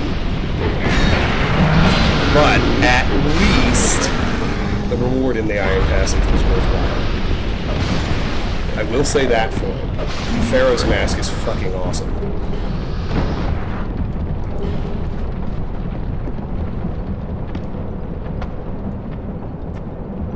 The Bone Fist? What are you talking about? I liked most of the, I actually really liked, L.A.M. voice. I loved the main areas of the Ivory King DLC. I thought they played really well and were a lot of fun. And were super cool to explore. I know a lot of people really like the Sunken King DLC. It had too much platforming for my taste. But the levels were well designed. Like, I definitely hated the Gang Squad, but the point I was working my way to before I got distracted by how much I hate the Frigid Outskirts is there were 3 places in this game that I summoned. Felt absolutely no remorse for it. There were places I summoned because I had to for an achievement, where I would actually rather not have summoned. Like everywhere I summoned Ben Harder Lucatier in order to unlock their achievements and get their gear. Like, I would have preferred to do those fights alone, but, you know, achievements and gear, I had to have all of it. But the, oh, cool. I'm thinking that in the future, not the distant future, but also not the near future, in the moderate future, when I play the Scholar of the First Sin version of this game, I'm thinking about doing a dual Kaistus build, going through the game punching. We can call it an iteration on the OG Ass Puncher from New Vegas.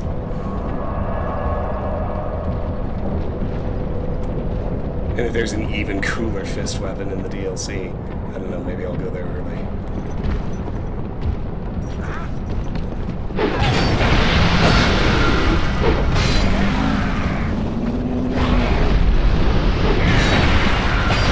The Ass Puncher multiverse. Absolutely. You know, just for fun, so over the course of my sickness, I didn't want to stop exercising completely, but I couldn't go outside. I couldn't let my heart rate get as high as it does running, or breathe that hard without just ending up in a terrible coughing fit. So I was doing like long, slow bike rides on the Peloton in our bedroom, just to keep up with some level of exercise. And while I was doing that, I started a PlayStation 4 that's up in our bedroom. So I was, you know, I was doing these long, slow rides on the stationary bike, and I started a Punch Cat run of Skyrim on Legendary difficulty on the PS4, and I have been having so much fun with that. So, it reminded me how much I loved the ass puncher in New Vegas, honestly. So,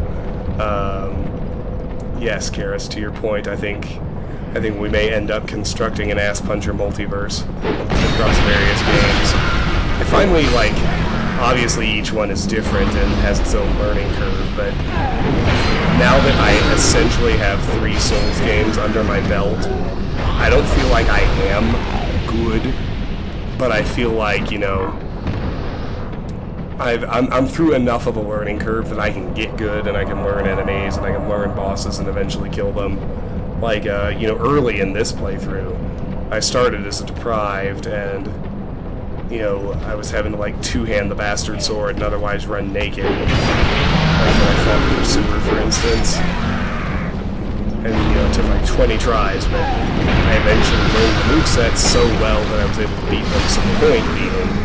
Even in a Souls game now, I feel like I'm not scared of doing, like, a novelty build, like a dual Kaistus puncher, or whatever. But, I mean, we'll see. In the meantime,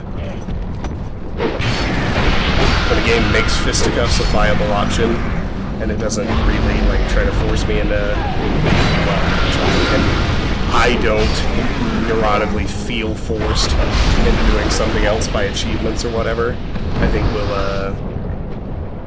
we'll go with fisticuffs, and we'll start the ass puncher multiverse.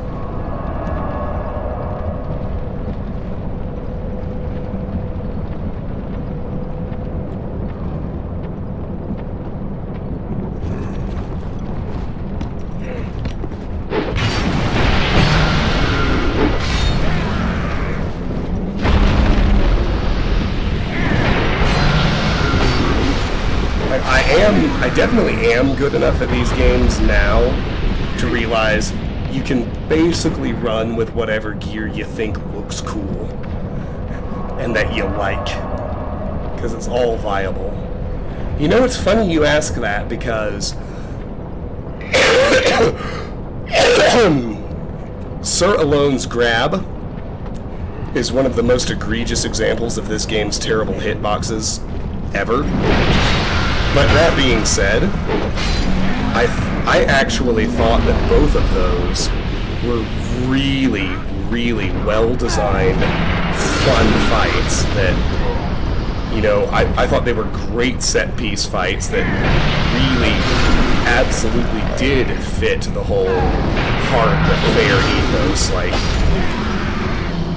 I killed Fume Knight in about a dozen tries, Sir Alone in 6 or 7, and it's just like, once you learned their movesets, like they were super well designed, they were super hard, but they were hard in a fair way. You could learn their patterns, and once you did, you could beat them, you know?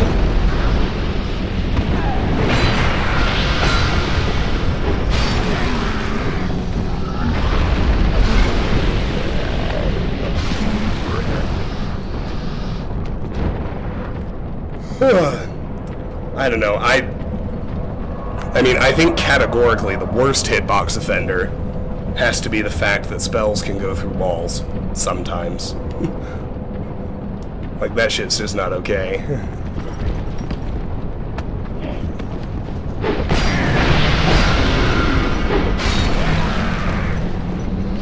Apparently I don't know the gimmick. Unless the gimmick is always go right, because there's that dead zone next to his left leg.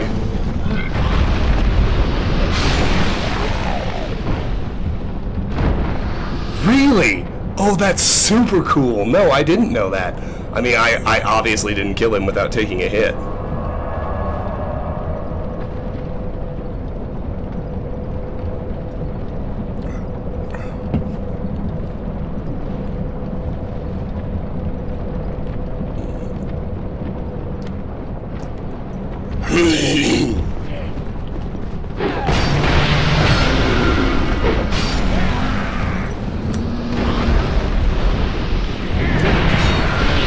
Well, I don't know if I'd hate that DLF.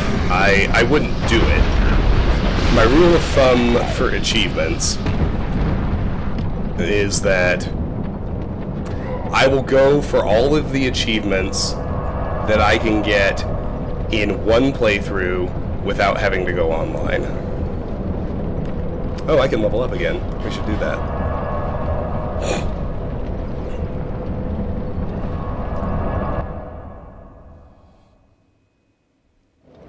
That's super cool. I'm gonna have to look that up on YouTube after we're done here. Bearer until. Alright, another level for Vigor. There are 7 useful Vigor levels left.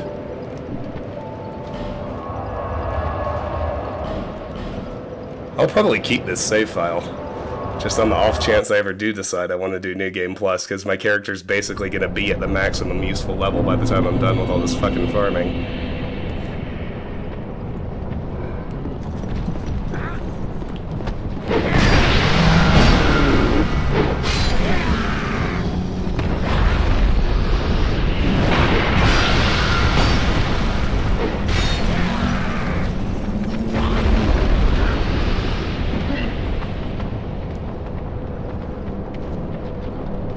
You know,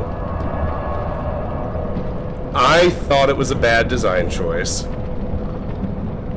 I don't think it had to be as bad as it ended up being, but I always resent anything.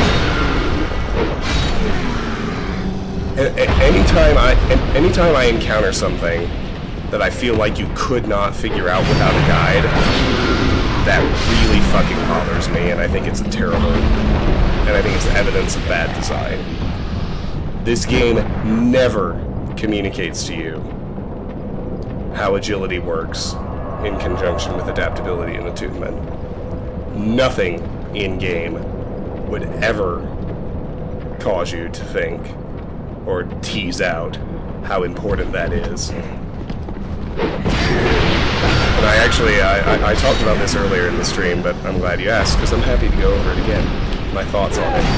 I actually think that the terrible hitboxes are probably tied to that, right? Because, so you decide you're going with that system. You also decide you're not going to clearly communicate it to players. So players just think their dodge is busted. And they have no idea why. It's fucking, it's bad design. Full stop. It's just bad.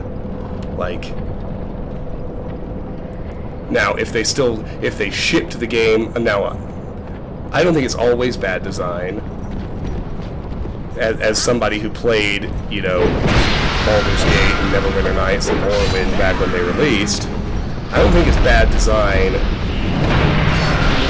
to explain the mechanics to a player in a manual that you sell with the game. But Dark Souls 2 doesn't have a manual that explains that to you either. On the developer's end, there is nothing that communicates to you how agility works and how important it is.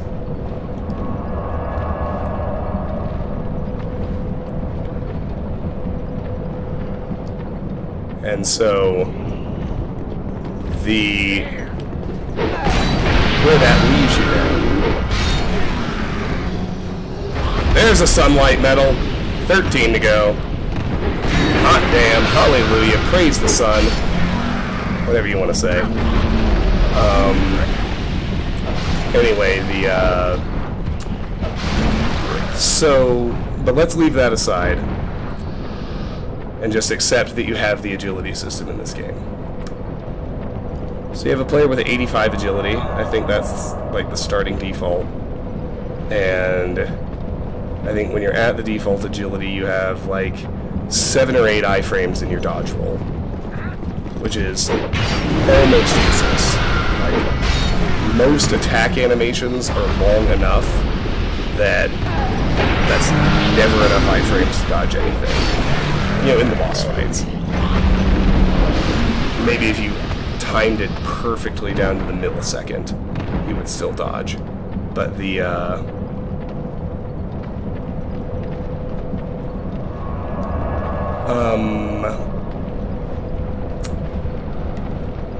but you also have players who do figure it out and level ADP and get their agility up to the cap. And I think when you get agility to the cap, you have like 13 iframes. So you have literally just about double the utility of the dodge after you level ADP. How do you then go about animating attacks and drawing hitboxes around the attacks, right? You can either draw them so that they visually match the default agility version of the dodge roll, or you can draw everything to be a visual match with the upgraded version of the dodge roll, but you really can't do both.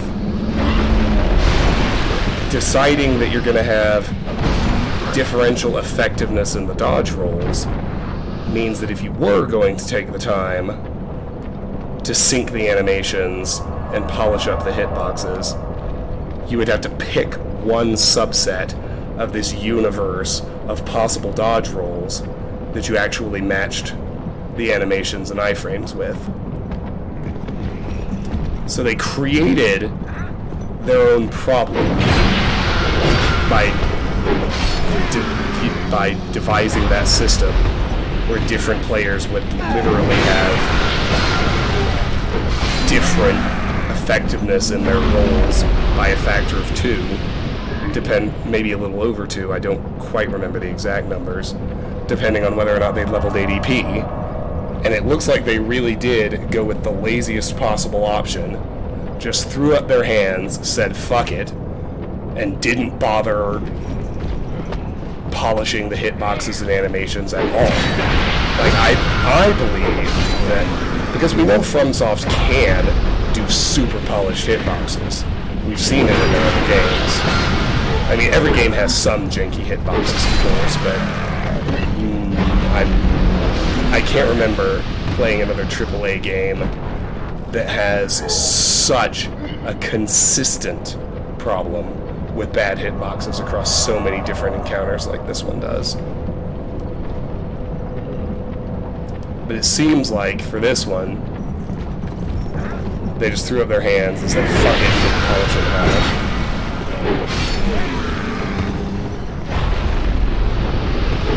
And it's the one thing, like,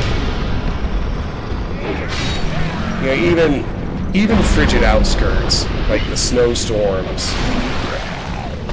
they're annoying and they're not fun, but they don't really feel unfair, except maybe for the way the pain deer just spawn right on top of you.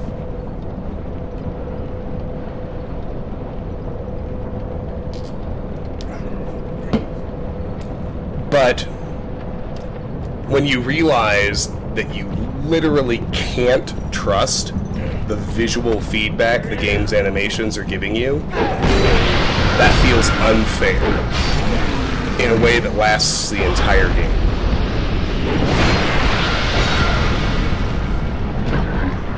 And it really, really subtracts from the experience for me to feel that way.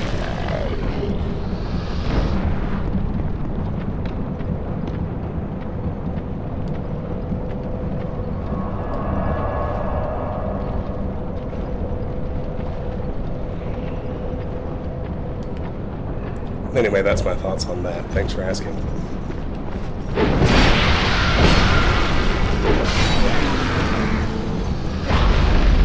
Now time for another coin, I'm thinking.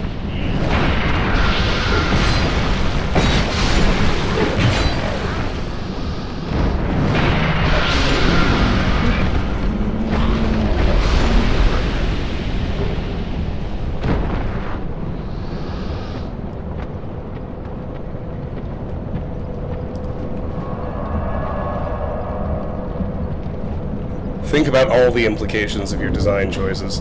Thank you for coming to my TED Talk.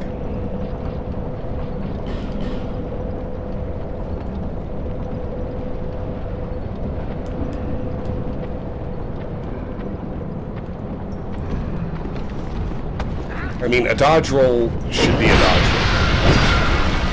It would have been so much more functional to have agility lower the amount of stamina you burn when you do a dodge.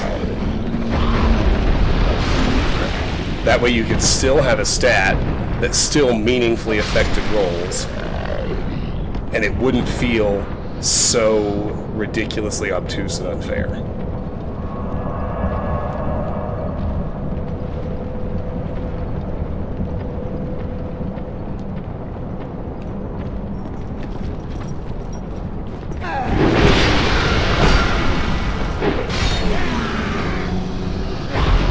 Having a roll that looks exactly the same. That's the thing about leveling ADP. It doesn't change the visual of the roll at all. It just doubles the amount of iframes in the middle. And you just suddenly notice that attacks that did interrupt your roll and hit you stop doing that. The visual doesn't change at all. There's no feedback through the game's systems that tells you that this is a successful dodge and this isn't. It was a terrible choice. That's how I feel about it.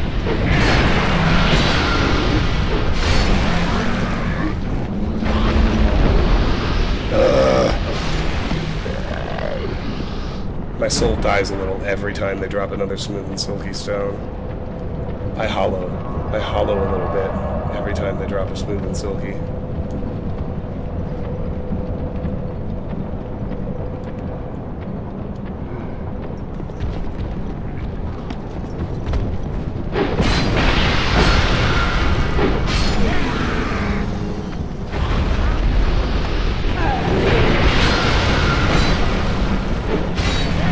Oh yeah, absolutely. See, and now there's an example of something I liked in this game. They had... God, what was the name of the one in Demon's Souls? Because all three games I've played so far have had the birds you could trade with. This was the first one I played where I actually felt like the game told me how the fuck to trade with the birds. So yeah, no, I haven't traded the ones that have dropped from these dudes since I started farming, but throughout the playthrough, I was trading them with them all the time.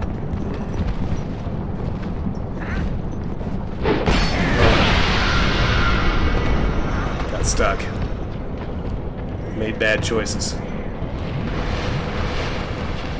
It's a good thing I have the Dark Quartz +3, or that would have killed me.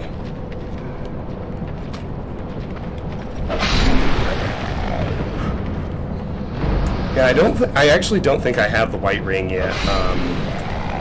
So I suppose I shouldn't be so unhappy that these guys have dropped 46 smooth and silky stones and counting.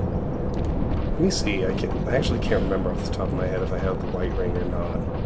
See, this shit is what you get. This is your reward for the Frigid Outskirts. Appear as human while a phantom. It's so fucking useless. It's horrific. Oh, I did get the white ring. JK. Take the appearance of a phantom. Yeah, never mind, I do have the white ring. Clearly, I find cosmetic rings incredibly forgettable.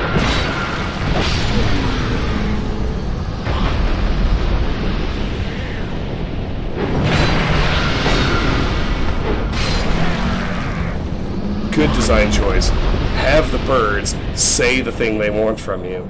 Bad design choice. Force you to leave one at a time. Fucking insufferable, that is.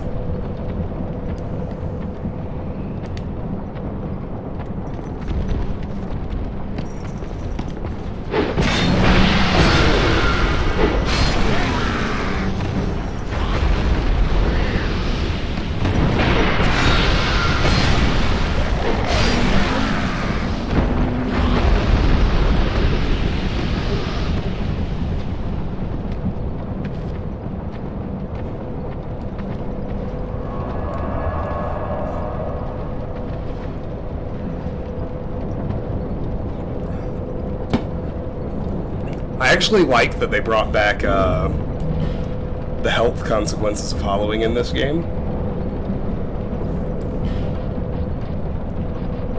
Makes dying feel a little bit more consequential. Also makes the reward you get for finally gathering all 4 crowns incredibly cool. But I just wanted to show you this. Meanwhile, as terrible as the Iron Passage is, you get this bad boy. Tears flow from the eyes of this mask, drenching its wearer. Now, why? Yeah, the Ring of the Living is what you get from the Frigid Outskirts. The Pharos mask is super useful.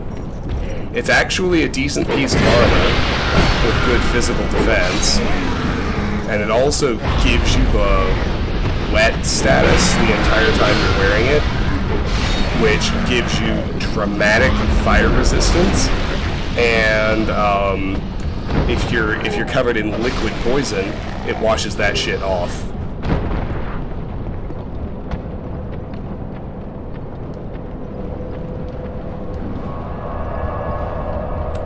I guess that actually makes some sense. Maybe I'm scoffing at these rewards because they're very clearly PvP focused. And it actually makes sense that they would put PvP focused rewards in the obviously co-op intended for co-op areas like the Frigid Outskirts.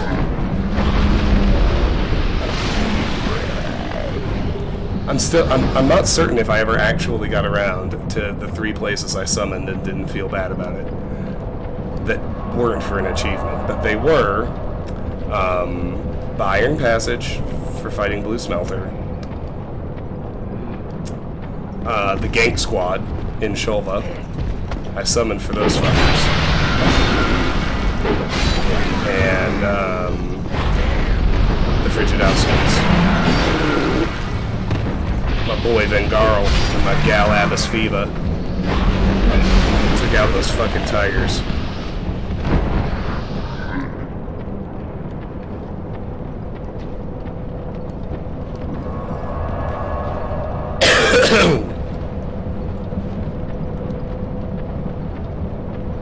Yeah, now does a Seed of a Tree of Giants persist? Like, once you use it in an area, like, anytime you get invaded in that area in your game, it will always be hostile to invaders?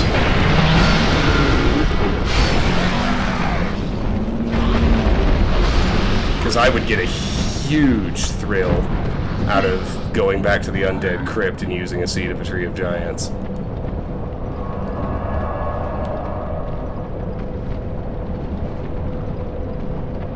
Well, see, that's no good. They need to make it way more common if it only lasts for 1 invasion.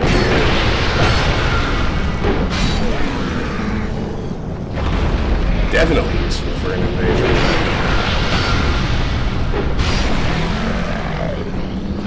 I don't think I found one at all in the entire game.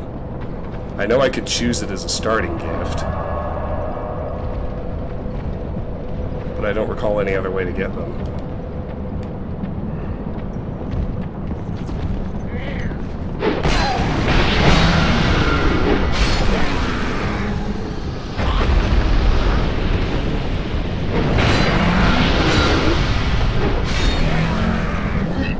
Be a sunlight metal. No! You weren't a sunlight metal. You didn't listen and you made me sad.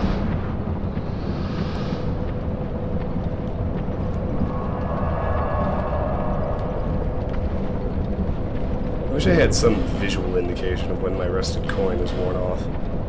I keep just like glancing at the clock and being like, oh, well, that's about 5 minutes.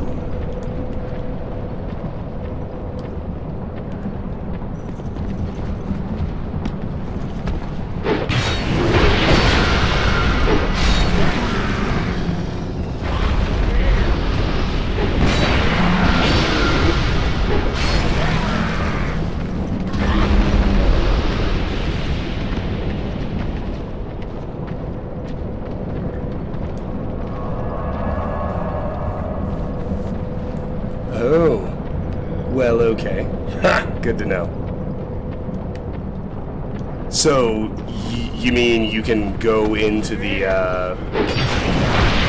in the memories of the ancients, fighting those giant enemies, you can farm for seeds? I mean, that's actually fun. Like, it just seems like you need, there's gotta be a way in-game to get them besides a starting gift. Something that rare really isn't very useful if the duration is limited to a single invasion.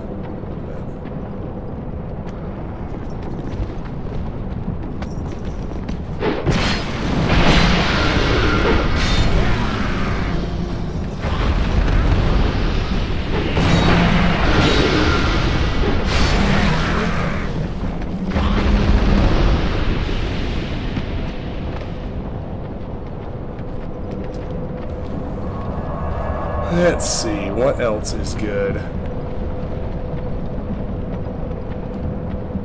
I don't mean any offense to any fans of crypto that are in my chat, but I think the new South Park's jabs at the Matt Damon crypto ad are one of the funniest things I've ever seen in my life.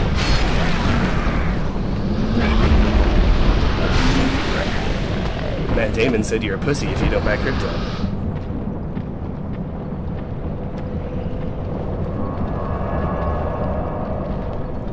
Matt Damon said fortune favors the brave.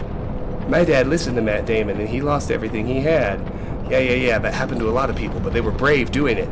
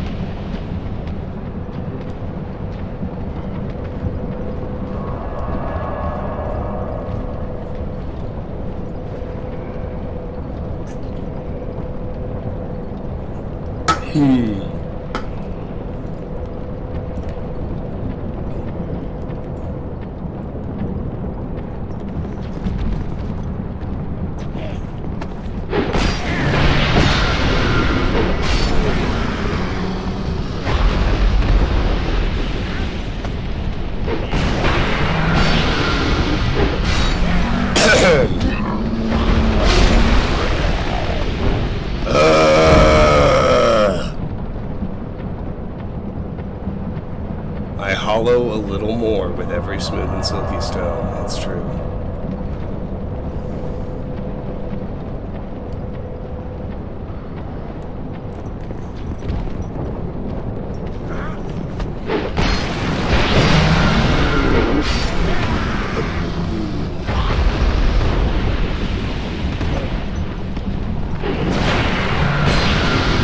That's a good question, Carter. I doubt it, but I don't know.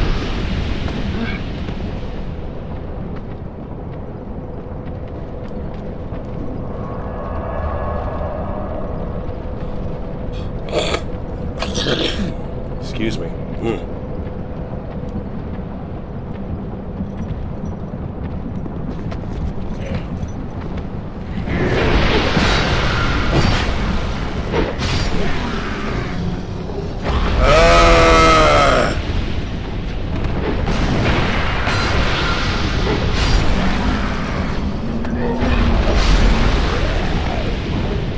Oh my god, two, and they both dropped an item, and they were both not sunlight metals.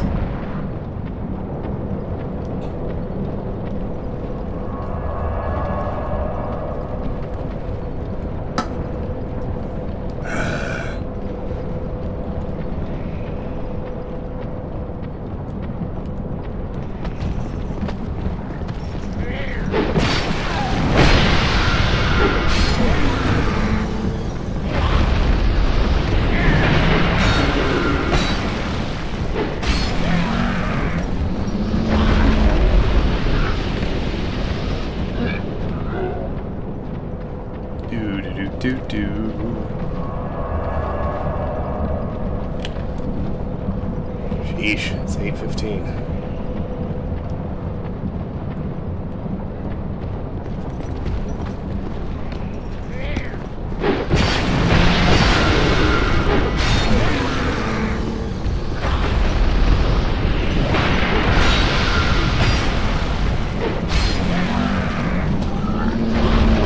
Smooth and silky stone! You gotta be kidding me. I found like 7 of them since the last sunlight metal. Still 13. 13 more metals.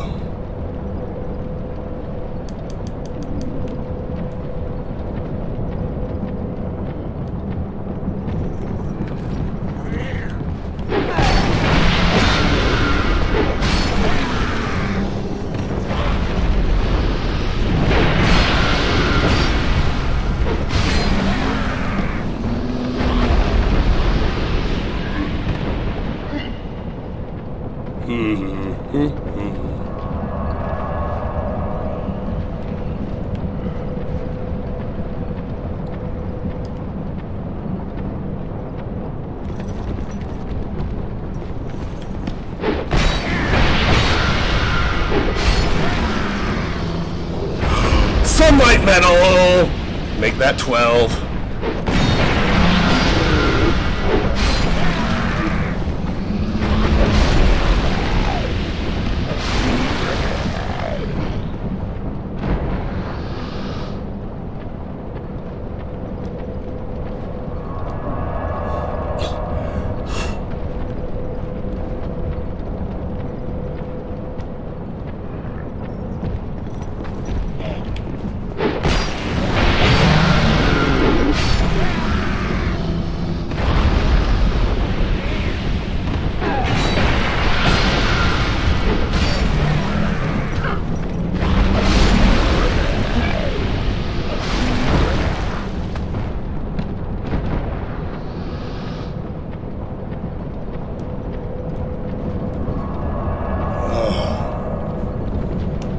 Need to sit up straighter for a second. My back is starting to get stiff.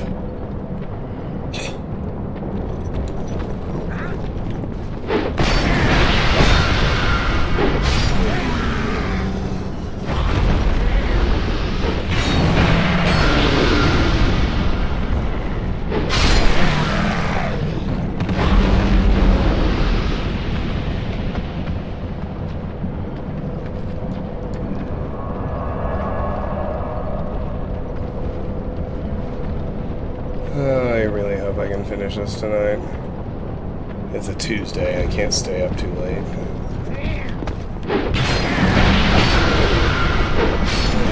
He says as though he stays up late any other night of the week.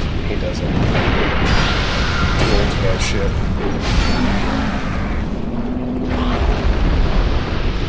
I start getting grumpy at... I start getting sleepy at 9, and I start getting cranky at 10.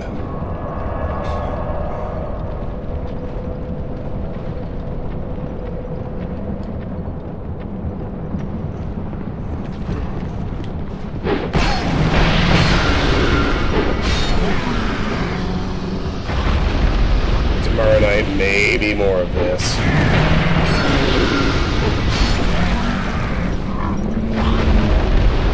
I hope not. Even if it is, at least we'll definitely be able to do Subnautica by Thursday. You never know, my luck could turn. It is still the case that every single one I kill has the same chance to drop a medal. Magnificently unlikely, but possible, that I could literally get 12 in a row.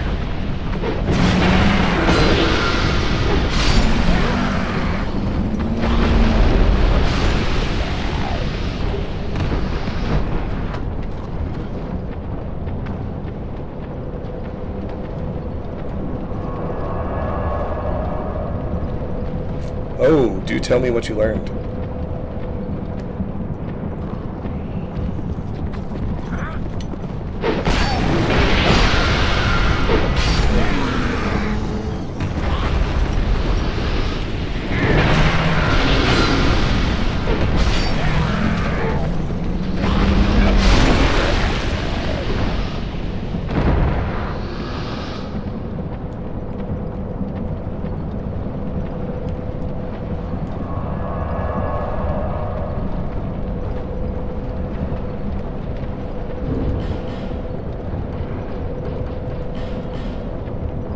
Well, the number 12 is interesting because if you're not in the particular covenant I'm in that stops it from happening, enemies stop respawning after you kill them 12 times.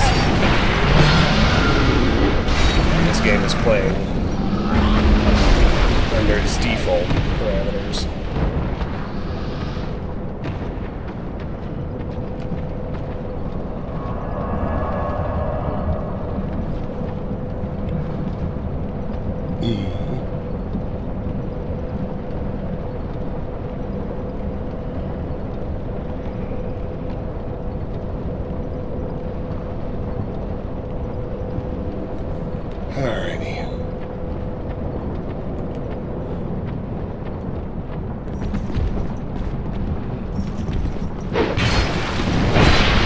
But it could be. I mean, it's definitely possible that they wanted to,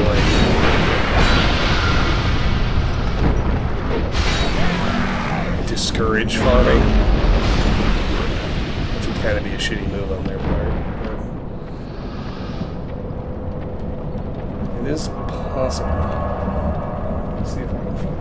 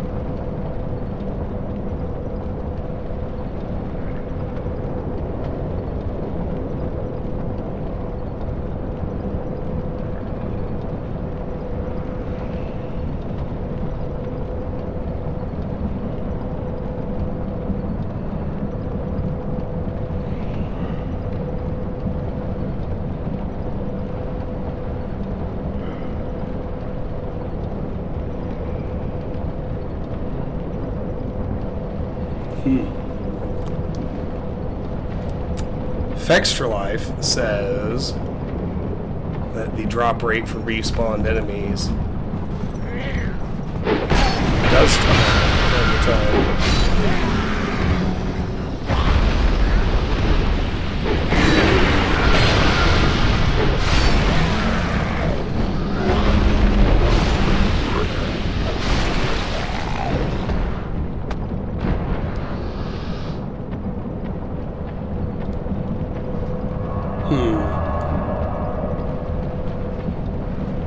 Yeah, you spawn those guys by using an aesthetic and things betwixt, right?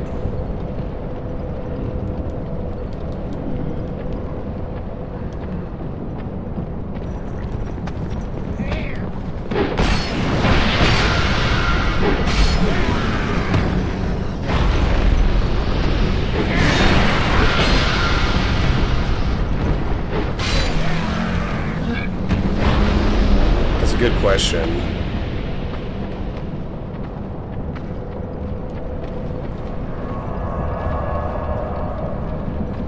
Yeah, fuck it.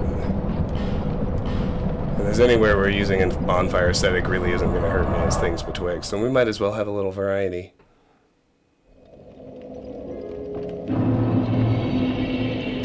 Well, they don't, maybe they do in the Scholar of the First Sin, but,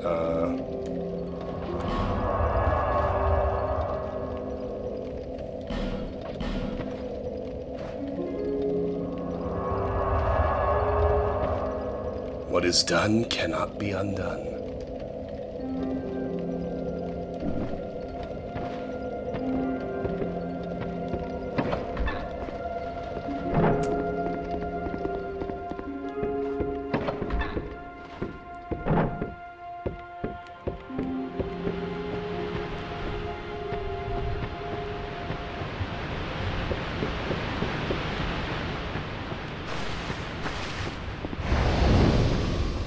Oh, hello.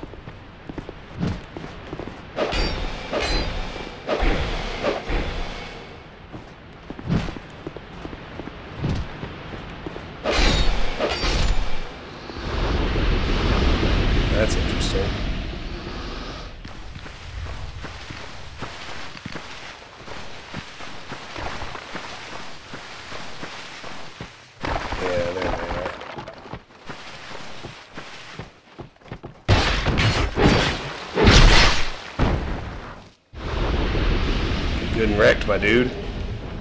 Falconer helm. Whoa!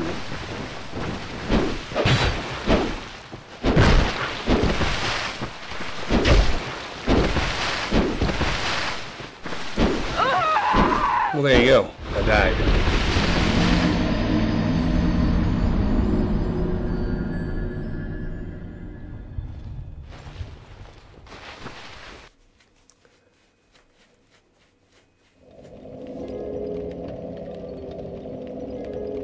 Let's see.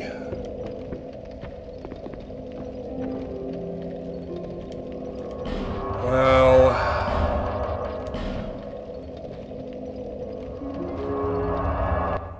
I want my humanity, first of all.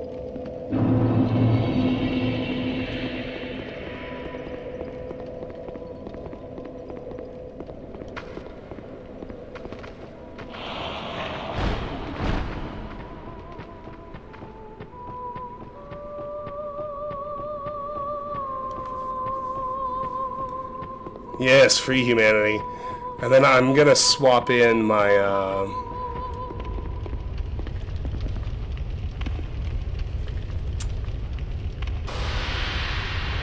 good armor and crown. Because I just looked at the numbers and these things barely add any item discovery at all. And the crowns make me immune to hollowing, which is pretty useful if you ask me. Oh, I fucking hated the Shrine of Amana, dude. The spawn distance, or not spawn distance, the aggro distance on those priestesses and the homing soul arrows they cast is absolutely ridiculous. Oh hey, NG+. Respawn. Soul of a lost undead and a torch. Yes. Yes.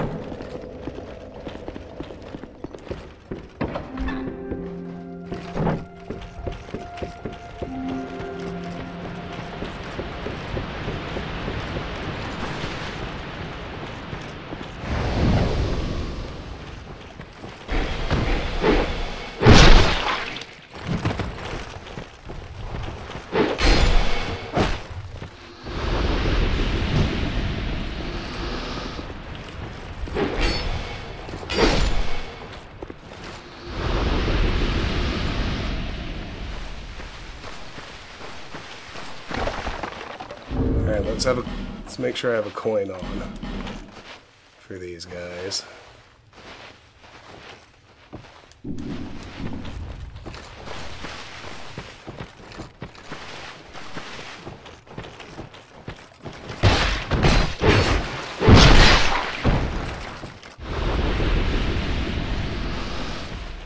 Fuck you. Do not enjoy your day.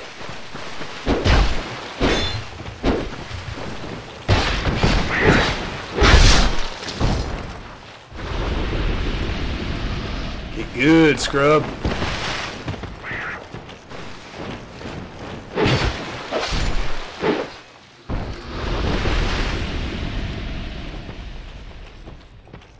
Naturally no one dropped anything, because why would they?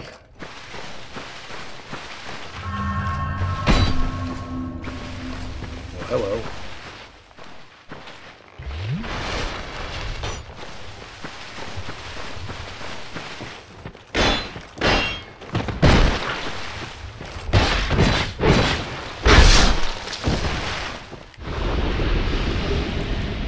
Falconer gloves. Well, I feel like these guys definitely have a bigger drop table. I'm not sure if that's good news or not.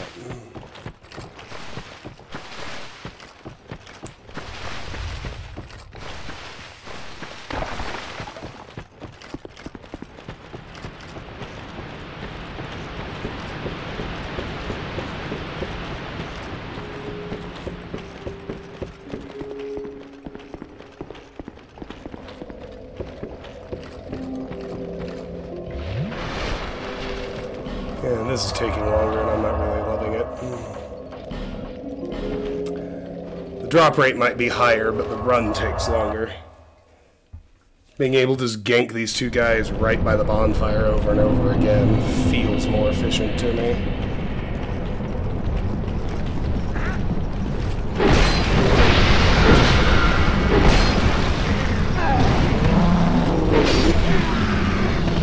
Go back to two-handing, that's my bad.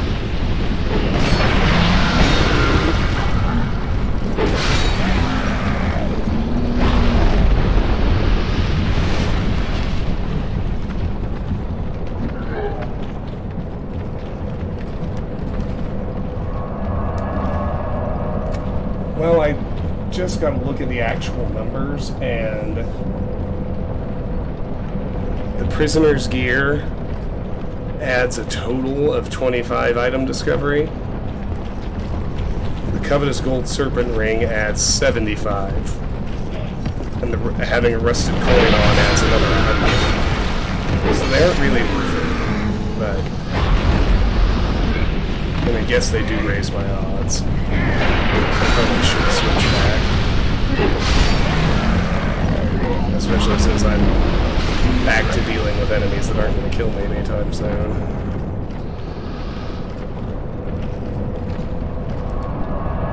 I mean, 25 is not a lot, but it's not nothing.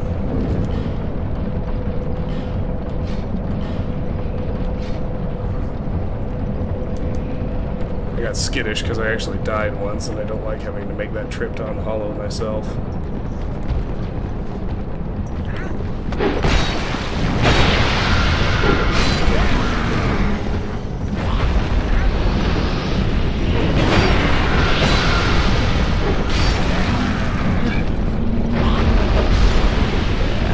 This might be worth doing, though. There are 4 more Bane Diggers in this zone. I just haven't been going after them because getting to them is kind of a pain in the ass.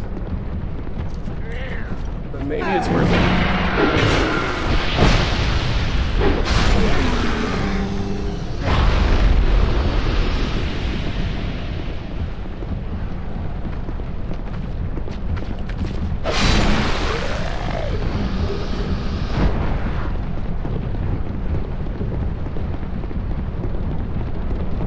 Let's go see what's what.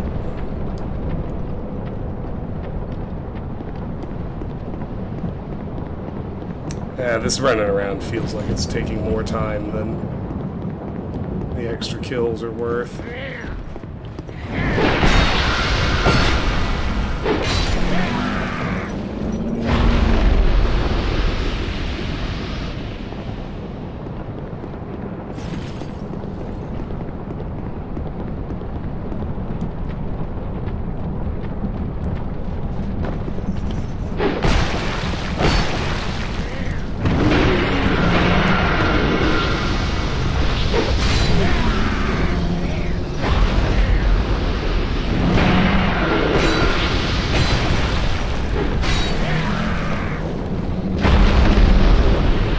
Smooth and silky. Then I don't know. Maybe 6 is more exciting to watch than 2.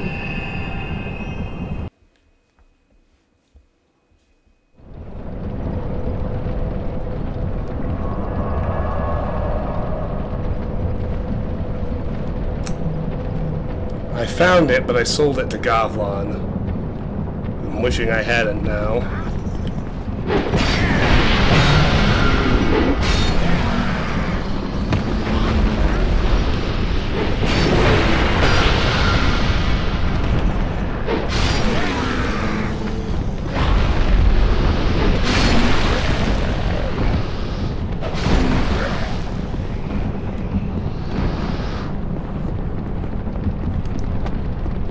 I don't know. I definitely enjoyed fighting 6 of them.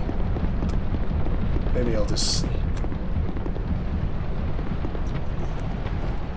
for the sake of a little fucking variety.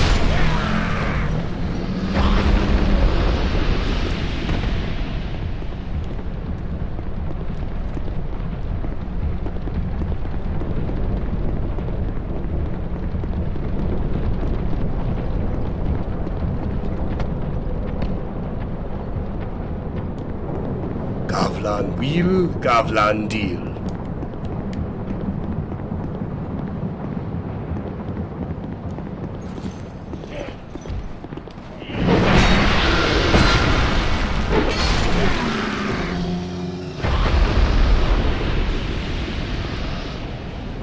Rings you got, bitch. Havel's ring. Ring of favor and protection.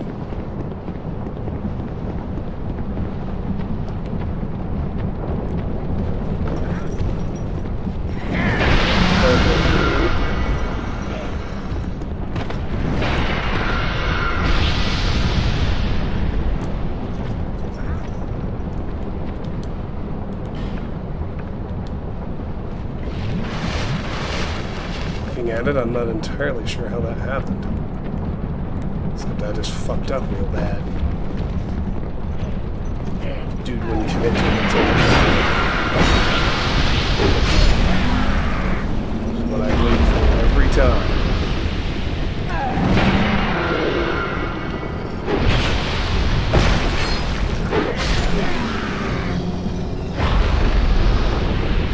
There we go.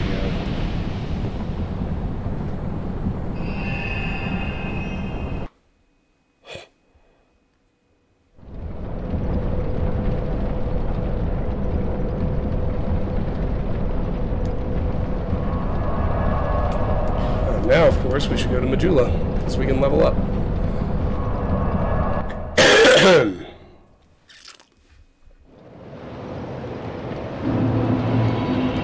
Until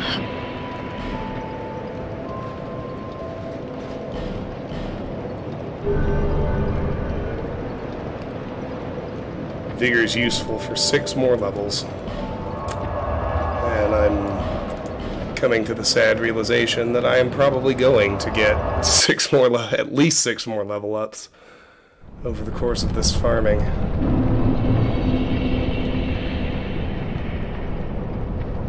Let's actually rest here.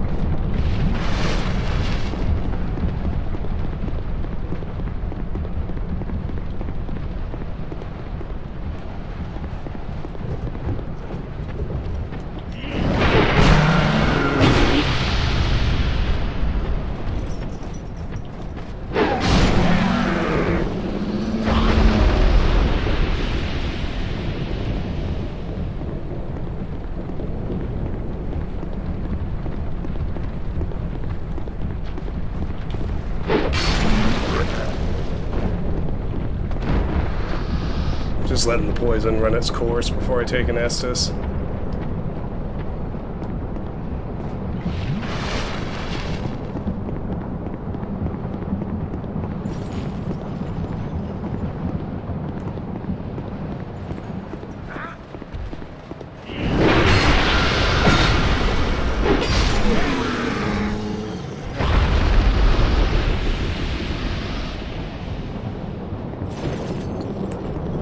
It looks to me like we are going to be doing more sunlight metal farming on tomorrow night's stream. Yay! Drop rate just didn't cooperate. I don't know what else we can do.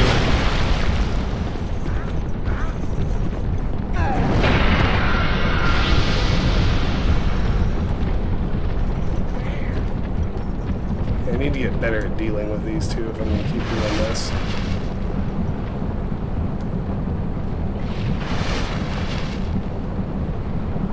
Because the one who's farther away, casting at the beginning, is clearly fucking up my rhythm.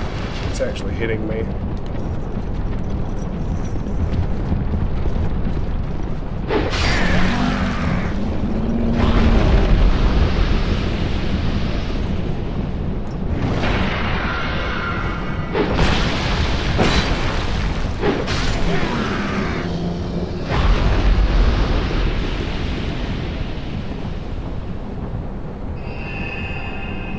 Alright.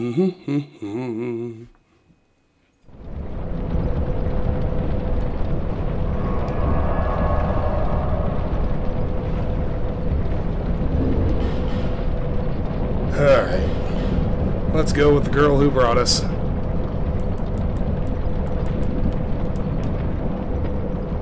We'll go back to just killing these two.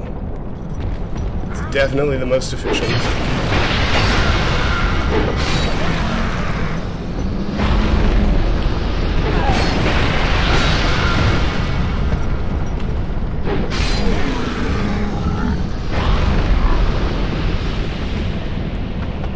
It's weird to me how opaque so many of this game's mechanics still are after 8 years. All the discussion around drop rates and item discovery is still like anecdotal. Just like telling stories based on personal experience without actually having any formulas or real numbers out of the data. It's wild.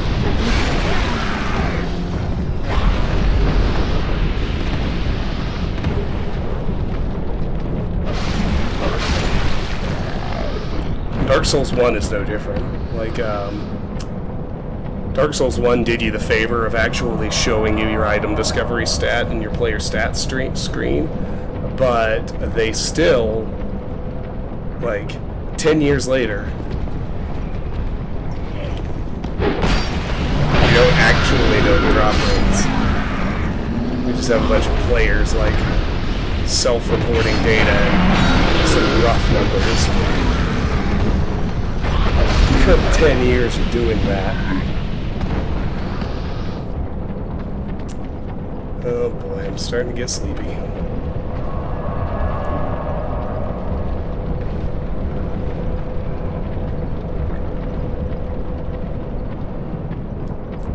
I'm so old.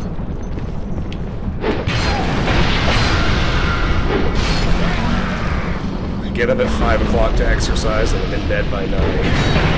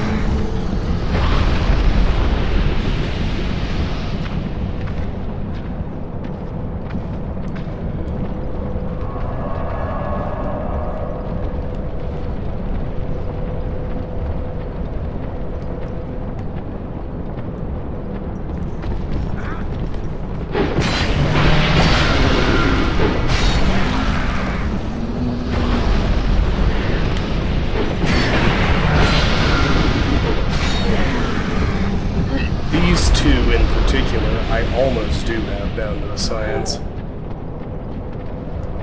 I know exactly where to run to bait an attack from just one of them.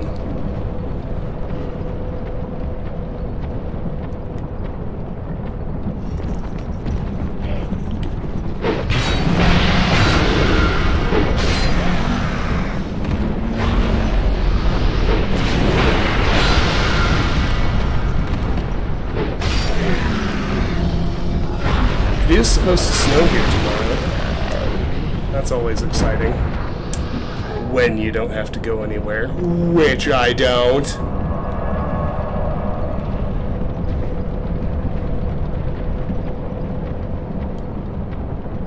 Oops.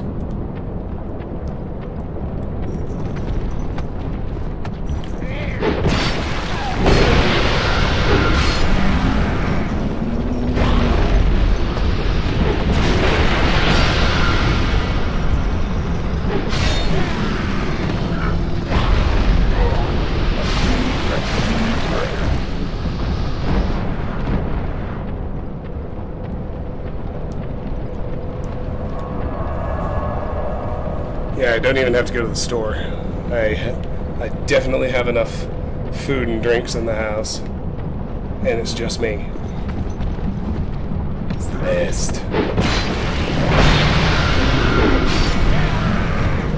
Plus, there's something about a snow day, I don't know, it's some weird Protestant work ethic hang-up, but yes, I do work from home, and I also, like, maybe it's just holdover programming from when we were kids and the snow day was actually a day off, but, like, even when you're an adult, working from home is... there's something about a snow day that makes you feel a little bit more okay with maybe stopping work an hour early. Unlock.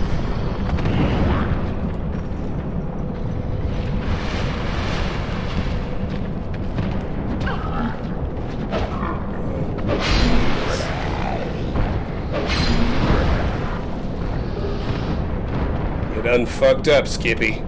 I know. Believe me, I know. Ooh, Dishonored. That sounds fun. I'm gonna wrap up here in the next 10 or 15 minutes. And I have a couple of ideas for how to end.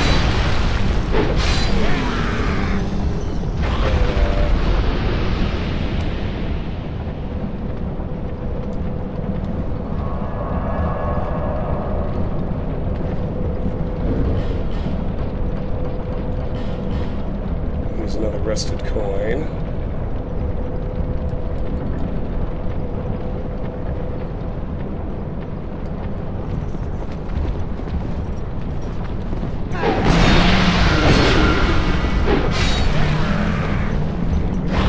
Sunlight metal! 11 to go.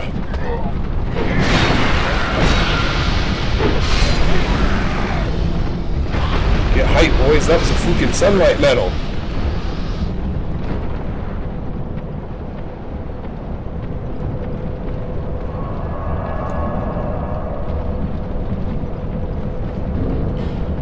Yes, 11. 11 more.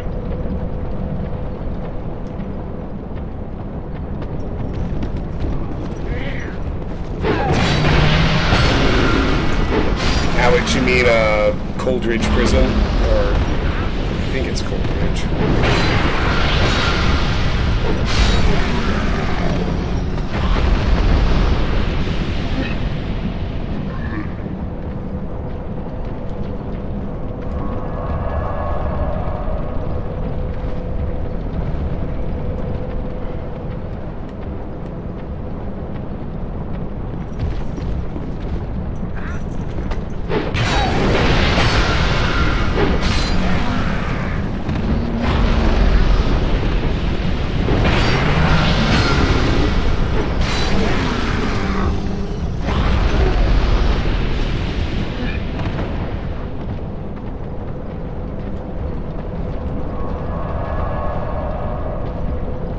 Oh, okay, High Overseer Campbell.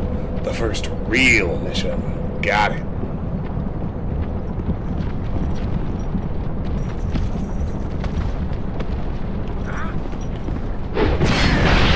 I loved that mission.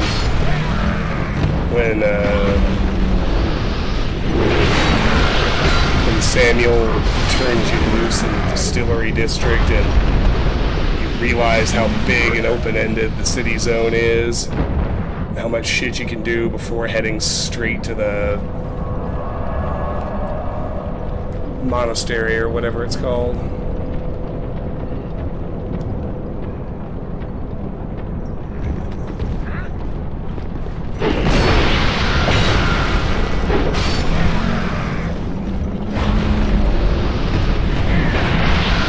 I really like Dishonored. It's a great game.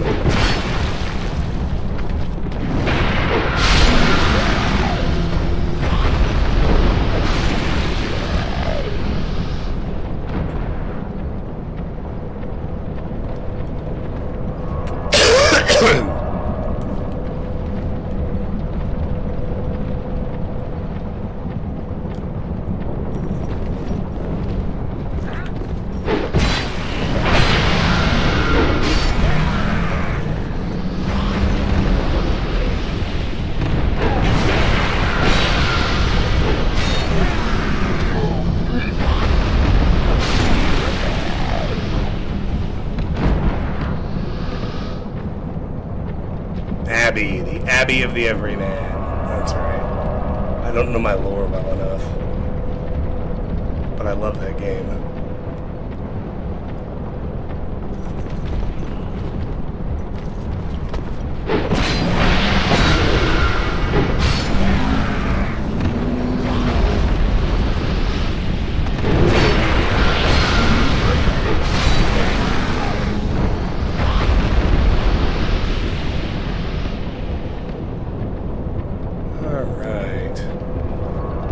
Thanks, dude. Take care. It was nice seeing you in here. That's been 5 minutes. Let's use another coin.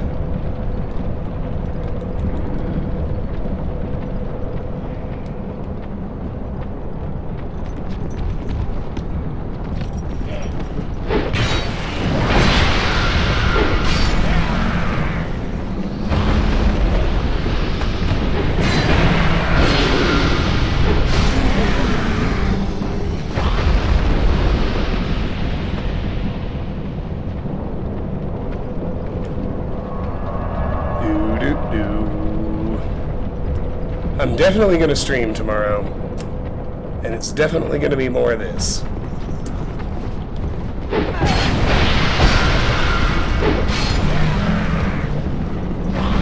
It's unfortunate, but my completionist ethos demands it be done.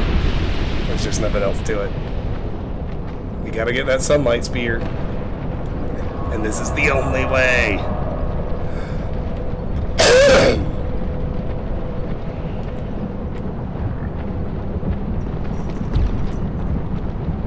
I hear that at the very, when this game was very first released, the lightning miracles were apparently like super overpowered.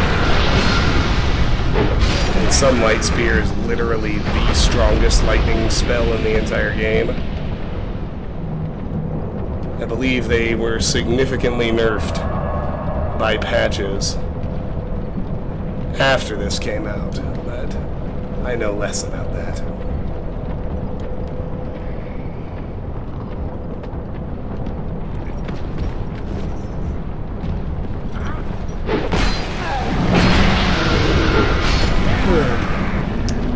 It's getting close to time for my annual playthrough of Thief.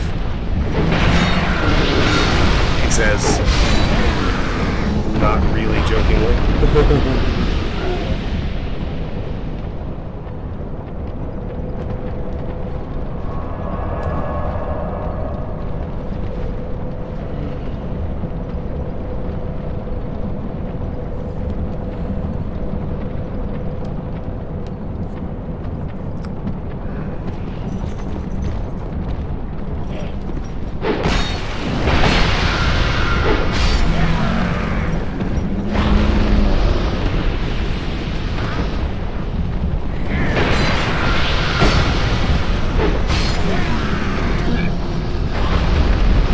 What do you mean about patches?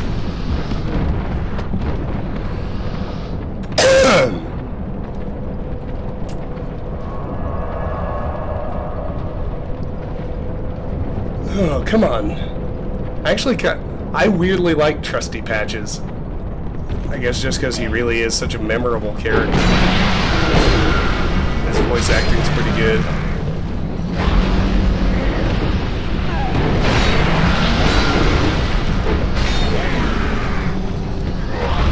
Do happen to forgive him, he actually becomes a pretty useful merchant. Both games he's been in so far. Oh, patches! Ah, I was talking about game patches for balance and whatnot. I gotcha. That was super clever, and I was too tired to get it fast enough.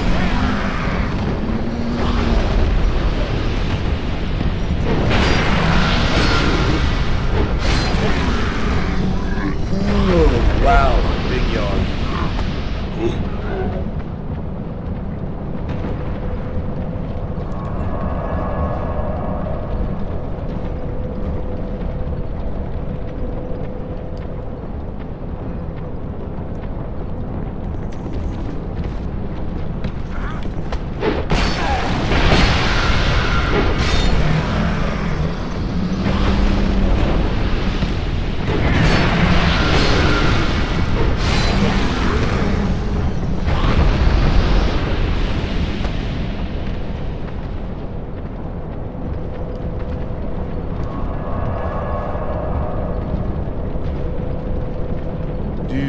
do do.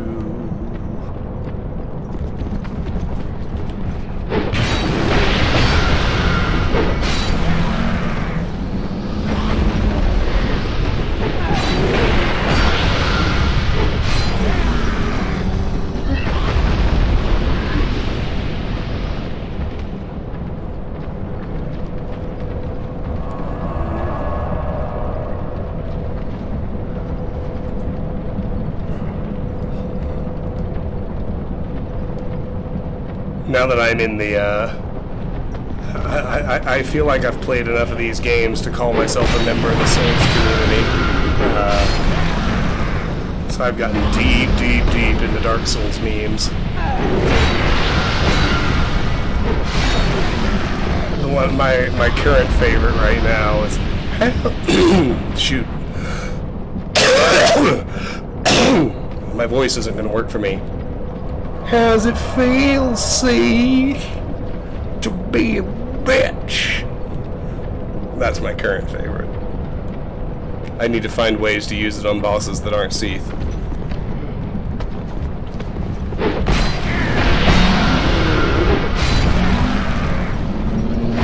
How's it feel?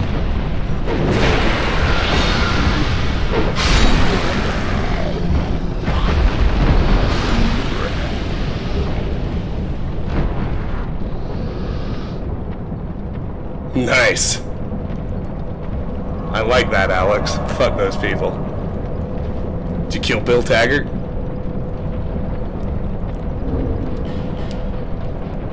That guy deserves to croak.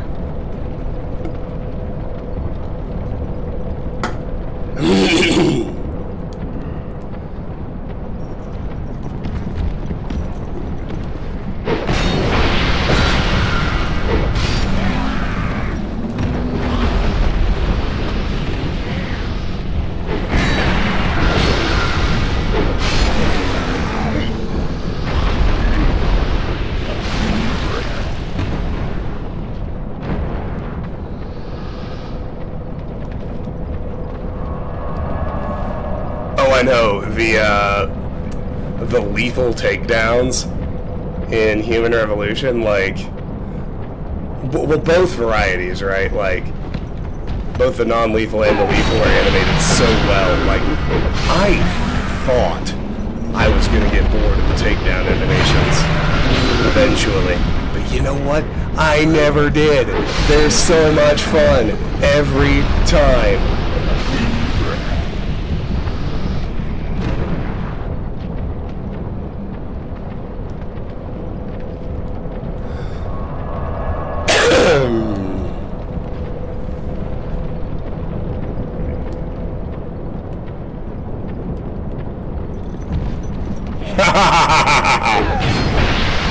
I love that idea. The Icarus Slam, specifically.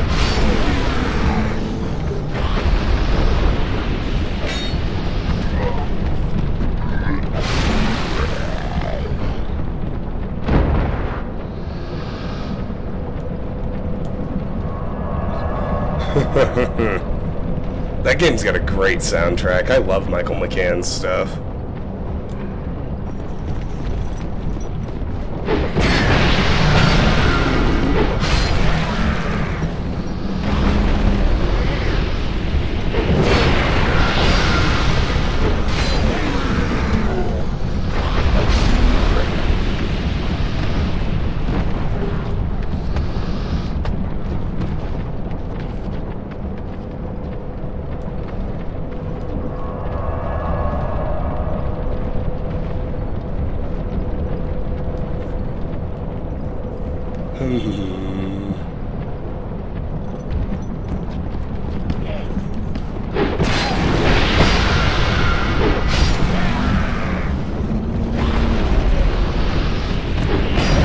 Trying to guess who the others would be, Alex.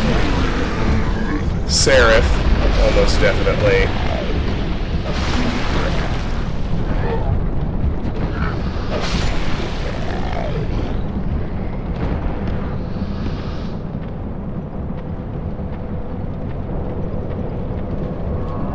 My guess is you wouldn't be able to kill Seraph. You wouldn't be able to kill Malik. And you wouldn't be able to kill Pritchard. Is that right? Are those the other three?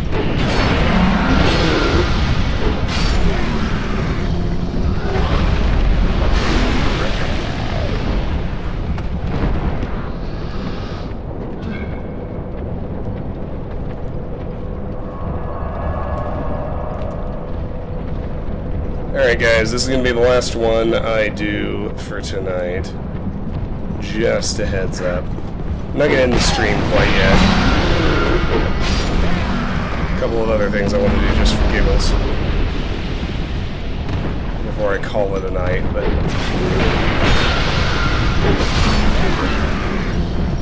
that's going to be it for the sunlight metal farming, so I need 11 more. Hooray. Alright, let's go ahead and cut Dark Souls 2. Those of you who are watching later